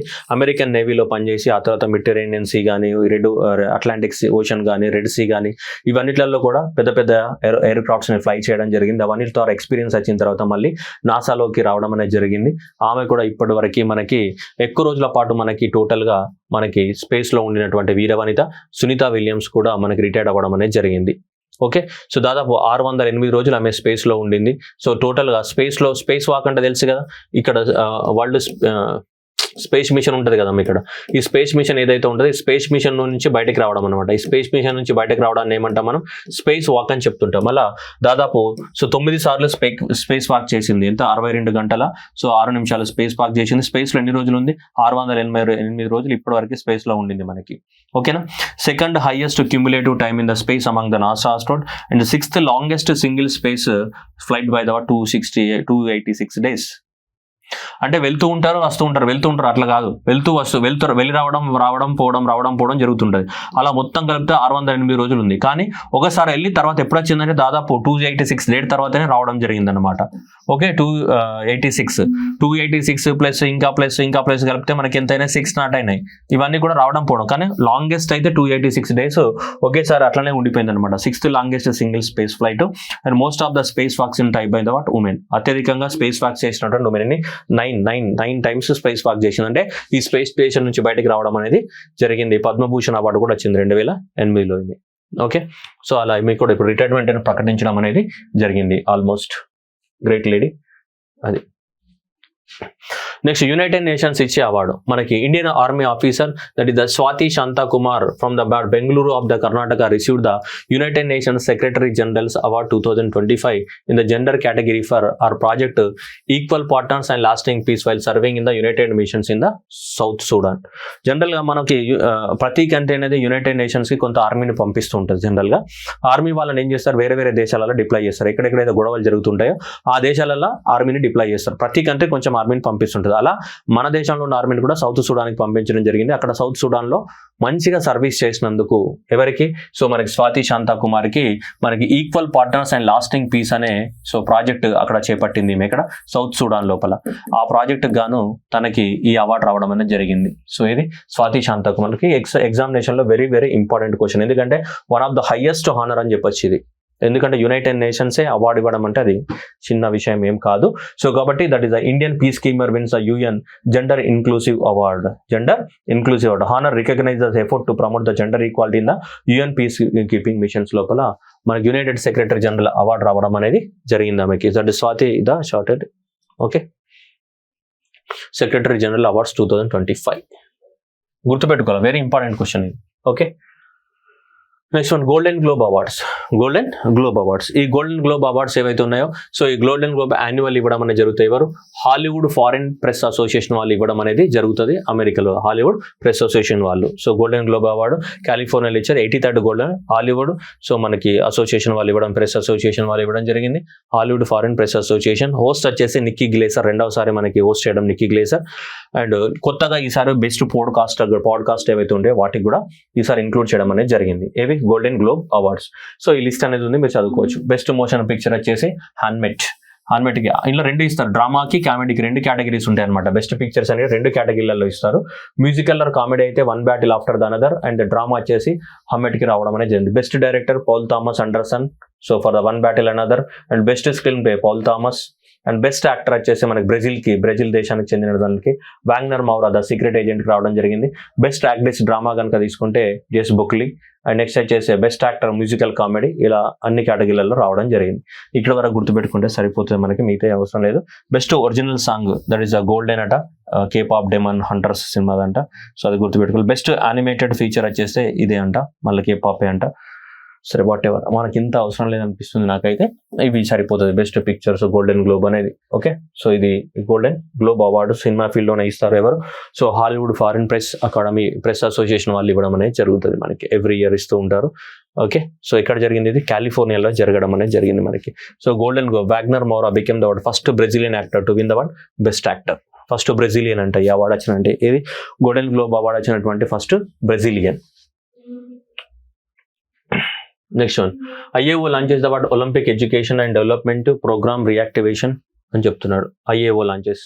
ఓకే, ఇండియన్ ఒలింపిక్ అసోసియేషన్ ఏదైతే ఉన్నారో వాళ్ళు 2 ప్రోగ్రామ్స్ని లాంచ్ చేశారు. అహ్మదాబాద్, గుజరాత్లో లాంచ్ చేయడం అనేది జరిగింది. మనకి ఈ national Olympic association president, national Olympic academy ఎవరైతే ఉన్నారో ఈ నేషనల్ ఒలింపిక్ అకాడమీ ప్రెసిడెంట్ ఎవరు? మనకి పిటి ఉషా లాంచ్ చేయడం అనేది జరిగింది. National Olympic academy president Gagan Narang. So వీళ్ళిద్దరు కూడా మనకి ఏంటిదంటే మన ఇండియాని ఎలా ఒలింపిక్ గేమ్స్కి ఎట్లా ప్రిపేర్ చేయాలో దానికోసం మనకి ఈ నేషనల్ ఒలింపిక్ అకాడమీ దాని కింద ప్రోగ్రామ్స్ని లాంచ్ చేయడం జరిగింది. National Olympic education and development ప్రోగ్రామ్ని లాంచ్ చేశారు. ఎవరెవరి సహాయంతో? ఇండియన్ ఒలింపిక్ అసోసియేషన్ సహాయంతో లాంచ్ చేశారు. ఎవరు లాంచ్ చేశారు? నేషనల్ ఒలింపిక్ అకాడమీ లాంచ్ చేసింది. వీళ్ళిద్దరు కలిసి లాంచ్ చేశారు. ఎవరు? ఐఓఏ, ఎన్ఓఏ కలిసి లాంచ్ చేశారు. ఓకే, ఐఓఏ, ఎన్ఓఏ కలిసి లాంచ్ చేశారు. ఏం లాంచ్ చేశారంటే Olympic education and development programme. అది next Khelo India beach games జరిగాయి. Khelo India beach games only 2026 Khelo India beach games అనేది సో జనవరి 5th నుంచి 2000 ఇక్కడ గోగ్లా బీచ్ డయ్యూలో జరిగాయి. గోవాలో కాదు, డయ్యూలో జరిగాయి. This is the 2nd edition, రెండవసారి జరగడం జరిగింది మనకి. ఓకేనా, అది గుర్తుపట్టు. డయ్యూలో జరిగాయి మనకి, గోగ్లా బీచ్ డయ్యూలో Khelo India beach games organised by the వీళ్ళు Dadar Nagar Haveli Daman and Diu sport and plus sports authority of the India organise చేయడం జరిగింది మనకి. ఈ వాలీబాల్, బీచ్, సాకర్ ఇవన్నీ బీచ్లలో ఆడతారు కదా, అవి జరగడం అనేది జరిగింది. దీని యొక్క మస్కట్ వచ్చేసి pearl, that is the lively dolphin అనేది మనకి మస్కట్ గా పెట్టడం అనేది జరిగింది. ఇవన్నీ బీచ్ లో ఆడేటువంటి గేమ్స్ అన్నమాట. ఇవన్నీ కూడా 1000కి పైగా వాళ్ళు పార్టిసిపేట్ చేయడం జరిగింది. దీంట్లో ఈ బీచ్ గేమ్స్ లో మనకి గోగ్లా బీచ్ లో జరిగింది. సో ఇక్కడ జరిగినటువంటి దాంట్లో తీసుకుంటే మనకి ఓవరాల్ గా కర్ణాటక టాప్ లో నిలవడం అనేది జరిగింది. మనకి 3 గోల్డ్, 2 సిల్వర్, 6 బ్రాంజ్ తోటి 11 మెడల్స్ తోటి Karnataka top, followed by Tamil Nadu 8 medals and Manipur అనేది 3rd ప్లేస్ లో ఉండింది మనకి. సో 3 గోల్డ్ అది. So Tamil Nadu finish the 2nd place. ఇవి బీచ్ గేమ్స్ లోపల. ఓకేనా, సో బీచ్ గేమ్స్ అనేది మనకి డయ్యూలో జరిగిన గోగ్లా బీచ్ లో జరిగింది. So that is the sports authority of the India in association with the word ఇక్కడ ఉన్నటువంటి డామన్ అండ్ డయ్యూ అసోసియేషన్ వాళ్ళతోటి లాంచ్ చేయడం అనేది జరిగింది. Next government of India notify the sports governance rules. అంటే ఒక స్పోర్ట్స్ బాడీకి సంబంధించి నేషనల్ స్పోర్ట్స్ బాడీస్ ఎలా ఉండాలి, స్పోర్ట్స్ని రెగ్యులేట్ చేసే బాడీస్ ఎలా ఉండాలన్న దానికి సంబంధించి government of India sports governments రూల్స్ని తీసుకురావడం జరిగింది. Ministry of the youth and affairs వాళ్ళు లాంచ్ చేయడం అనేది జరిగింది. As for the sports governance act 2025 ప్రకారము మనకు లాంచ్ చేయడం అనేది జరిగింది. ఓకేనా. సో దానికోసం ఈ స్పోర్ట్స్ బాడీస్లో ఎవరైనా అపాయింట్ చేస్తే వాళ్ళకి ఎలా ఎలిజిబిలిటీ కండిషన్స్ ఏమి ఉండాలి, ఎలా ఉండాలి అని చూడండి. ఇప్పుడు representation of the athlete, sports body ఉంది దాంట్లో, అంటే బాడీ నేషనల్ స్పోర్ట్స్ బాడీ ఉంది దాంట్లో at least 4 sports persons out standing merit వాళ్ళు ఉండాలంట. కనీసం 50% అనేది మస్ట్ బి ఉమెన్ ఉండాలా, 50% women and at least 4% of the women ఉండాలని చెప్తున్నారు. 50% ఈక్వల్ టు 4 మెంబర్స్ ఖచ్చితంగా ఉండాలని చెప్తున్నారు. అట్లాగే minimum age of the this one is 25 years at the retirement age అని చెప్తాను. కనీసం వాళ్ళకి 25 సంవత్సరాల యాక్టివ్ స్పోర్ట్స్ అనేది ఆడి ఉండాలి. ఇవన్నీ కండిషన్స్ పెట్టడం అనేది జరిగింది. సో ఇవన్నీ మనకి ఎగ్జామ్ పర్పస్లో అవసరం లేదు కానీ బట్ జనరల్గా సో మీకు ఈ స్పోర్ట్స్ రూల్స్ని నోటిఫై చేయడం అనేది జరిగిందనమాట. ఒక యూపీఎస్సీ మెయిన్స్ రాసే వాళ్ళకి అడగవచ్చు. Next Aranya Varshini become 92nd chess grandmaster ఇతను. So that is the Aryan Varshney become that is the 92nd chess grand chess master అవ్వడం అనేది జరిగింది. 16th so that is the memorial ఆటిట్యూడ్లో జరిగిన అర్మేనియాలో జరిగినటువంటి దాంట్లో మనకి 92వ ఆర్యన్ వర్షన్ 92వ గ్రాండ్ మాస్టర్ అవ్వడం అనేది జరిగింది. Karnataka launches the Gruhalakshmi digital marketing scheme. Karnataka launches the Gruhalakshmi digital marketing స్కీమ్ని లాంచ్ చేయడం జరిగింది. సో ఈ కర్ణాటకలో ఉన్నట్టు women and child development ministry launch చేయడం అనేది జరిగింది. గృహలక్ష్మి డిజిటల్ మార్కెటింగ్ స్కీమ్ పోర్టల్ అన్నమాట. కర్ణాటకలో ఉన్నటువంటి ఉమెన్ ఎవరైతే ఉన్నారో వాళ్ళు ఏమైనా ఈ పోర్టల్ ద్వారా అమ్ముకోవడానికి ఛాన్సెస్ అనేవి ఉన్నాయన్నమాట. వస్తువులు వాళ్ళు తయారు చేసే వస్తువులు ఏవైతే ఉంటాయో అవి. National road safety week January 1st నుంచి January 17th వరకు నేషనల్ రోడ్ సేఫ్టీ వీక్ని మనకి కండక్ట్ చేయడం అనేది జరిగింది. January 1st నుంచి 17th వరకు సో దట్ ఈస్ కండక్ట్ చేయడం అనేది జరిగింది మనకి. ఓకే, థీమ్ వచ్చేసి Sadak Suraksha Jeevan Raksha, road safety life safety అనే థీమ్ తోటి మనకి రోడ్ సేఫ్టీ వీక్ని ఎవ్రీ ఇయర్ ఆర్గనైజ్ చేస్తారు. ఈ ఇయర్ కూడా January 11th నుంచి 17th వరకు ఆర్గనైజ్ చేయడం అనేది జరిగింది. ఇది నేషనల్ రోడ్ సేఫ్టీ వీక్ని. అలాగే national startup day January 16th of 2016లో మనకి స్టార్ట్అప్స్ స్కీమ్ లాంచ్ చేయడం జరిగింది. సో ఇప్పటికి దాదాపు ఎవ్రీ ఇయర్ సెలబ్రేట్ చేస్తుంటారు 2022 నుంచి. This year marks the 10 years completion of the startup India scheme. So అలా January 16th మనకి స్టార్ట్అప్ నేషనల్ స్టార్ట్అప్ స్కీమ్ కింద సెలబ్రేట్ చేస్తాం. ఎందుకంటే ఆ రోజే నేషనల్ స్టార్ట్అప్ పాలసీని స్టార్ట్ చేస్తాం. బెస్ట్ పర్ఫార్మర్స్ ఈ స్టార్ట్అప్లో తీసుకుంటే మనకి సో గుజరాత్ అనేది టాప్ పర్ఫార్మర్గా ఉంది స్టార్ట్అప్స్కి సంబంధించి. Okay,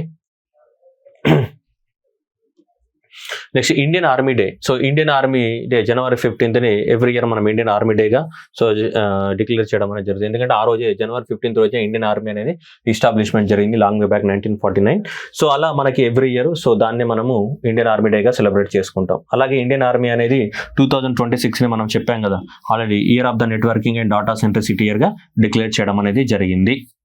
okay, next national disaster raising day. ఇది నేషనల్ డిజాస్టర్ మేనేజ్మెంట్ యాక్ట్ 2005లో రావడం జరిగింది.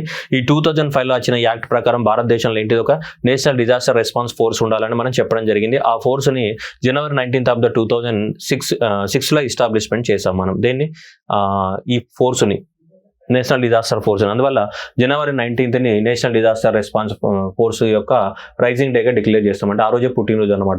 19th January of 2006లో మనం స్టార్ట్ చేస్తాం దీన్ని. యాక్ట్ ఇయర్లో వచ్చింది నేషనల్ డిజాస్టర్ మేనేజ్మెంట్ యాక్ట్ అనేది 2005లో వచ్చింది. కానీ ఈ యాక్ట్ ప్రకారం మనం 2006లో నేషనల్ డిజాస్టర్ రెస్పాన్స్ ఫోర్స్ని మనం ఫామ్ చేసాం. ఏ రోజు January 19th. So January 19th of 2006 రోజు లాంచ్ చేయడం అనేది జరిగింది మనకి. ఓకేనా, అది గుర్తుపెట్టుకోవాలి. 16th Asian India digital minister వియత్నాంలో జరిగింది అనమాట. So that is the India digital mission అనేది మనకి adaptive Asian forum connectivity. So ఇది జరిగింది కోచైర్డ్ బై ద మన ఇండియా నుంచి మనకి టెలికమ్యూనికేటర్ సెక్రటరీ వెళ్ళడం అనేది జరిగింది మనకి. 6 ఏషియన్ కంట్రీస్ అంటే తెలుసు కదా, association of the south east Asia nations. మనకి ఇందులో ఏమేమి ఉంటాయి, ఈ కంట్రీస్ అన్ని ఉంటాయి. PSLV, BIT, MMC. Philippines, Singapore, Laos, Vietnam, Brunei, Indonesia, Thailand, Malaysia, Myanmar, Cambodia. ఈ 10 దేశాలను ఏమంటాం ఏషియన్. వాళ్ళ మీటింగ్ అనేది ఈసారి వియత్నాంలో జరగడం అనేది జరిగింది. ఇది meeting digital ministers virtually hosted by the Vietnam. Next Womania initiative. So government this was the Womania initiative is nothing but government of India అనేది GEM ని లాంచ్ చేసింది. ఏంటిది? గవర్నమెంట్ ఈ మార్కెట్ ప్లేస్ ని లాంచ్ చేసింది. Government e marketplace ని మనకి so 2019లో ఈ market, అసలు గవర్నమెంట్ ఈ మార్కెట్ అంటే మీకు తెలియదు. GEM గవర్నమెంట్ ఈ మార్కెట్ అంటే నువ్వు ఇప్పుడు సపోజ్ నువ్వు ఫ్లిప్కార్ట్ కానీ లేదంటే నీకు ఇంకా మింత్రా కానీ లేదంటే అమెజాన్ అనేది ఏంటి ఈ-కామర్స్ సైట్లు, అట్లాగే GEM అనేది కూడా ఒక ఈ-కామర్స్ సైట్ లాంటిదే. ఓకేనా? అంటే గవర్నమెంట్కి ఏమన్నా కావాలన్నా కానీ టెండర్స్ ఇష్యూ చేస్తుంది. ఈ GEM అనే సైట్ ఉందా, ఈ GEM సైట్ ద్వారానే కొనుక్కుంటుంది అనమాట. ఆన్లైన్ లో టెండర్ అనమాట. ఏమన్నా కావాలన్నా గవర్నమెంట్ కి కంప్యూటర్లు కావాలి, ల్యాప్టాప్స్ కావాలి, పేపర్స్ కావాలి, పెన్సిల్స్ కావాలి, వాటర్ బాటిల్స్ కావాలి. ఓకే, చిన్నపిల్లలకి స్కూళ్ళలో ఇవ్వడానికి బుక్స్ కావాలి, లేదంటే రగ్గులు కావాలి చలికాలం, ఇవన్నీ కూడా సో ఈ GEM government e market place అనే సైట్ ద్వారా కొనుక్కుంటుంది అనమాట. అయితే మన ఇండియాలో ఉన్న ఉమెన్ ఎంకరేజ్ చేయాలని ఉమెన్ కూడా యాక్సెస్ ఇచ్చారు ఆ సైట్లో. అంటే ఉమెన్స్ తయారు చేసినటువంటి వస్తువుల్ని కూడా ఈ GEM అనే వెబ్సైట్లో అమ్ముకోవచ్చు అనమాట. ఏ పేరుతోటి? ఉమనియా పేరుతోటి మనకు లాంచ్ చేయడం జరిగింది అనమాట. ఇది ఉమనియా. సో ఉమనియా ఇనిషియేటివ్ తోటి సో ఈ participation of the women lead micro small medium enterprises కూడా దీంట్లో పార్టిసిపేట్ చేసి గవర్నమెంట్కి వస్తువులు అమ్మచ్చు అనమాట. ఓకే,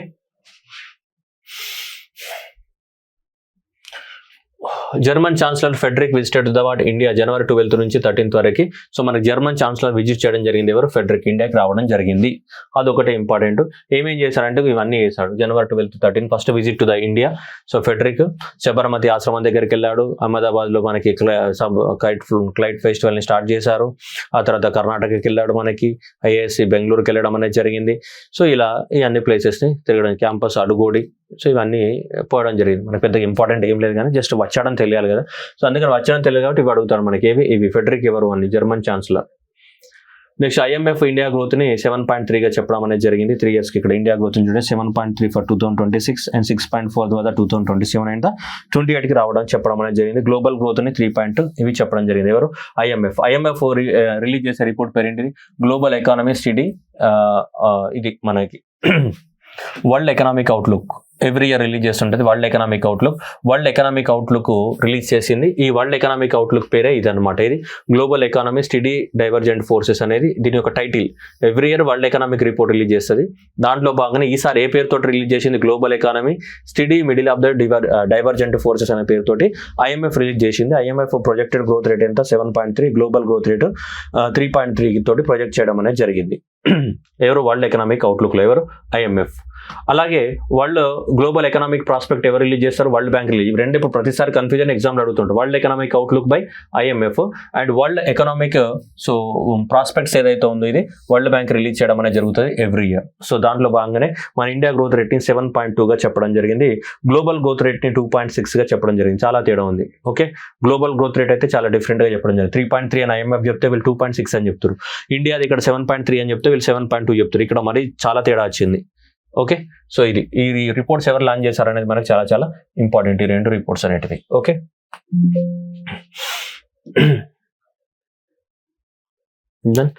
సో ఇవి ఇప్పటి వరకు ఉన్నటువంటి January 3 current affairs. Okay, thank you everyone and all the best.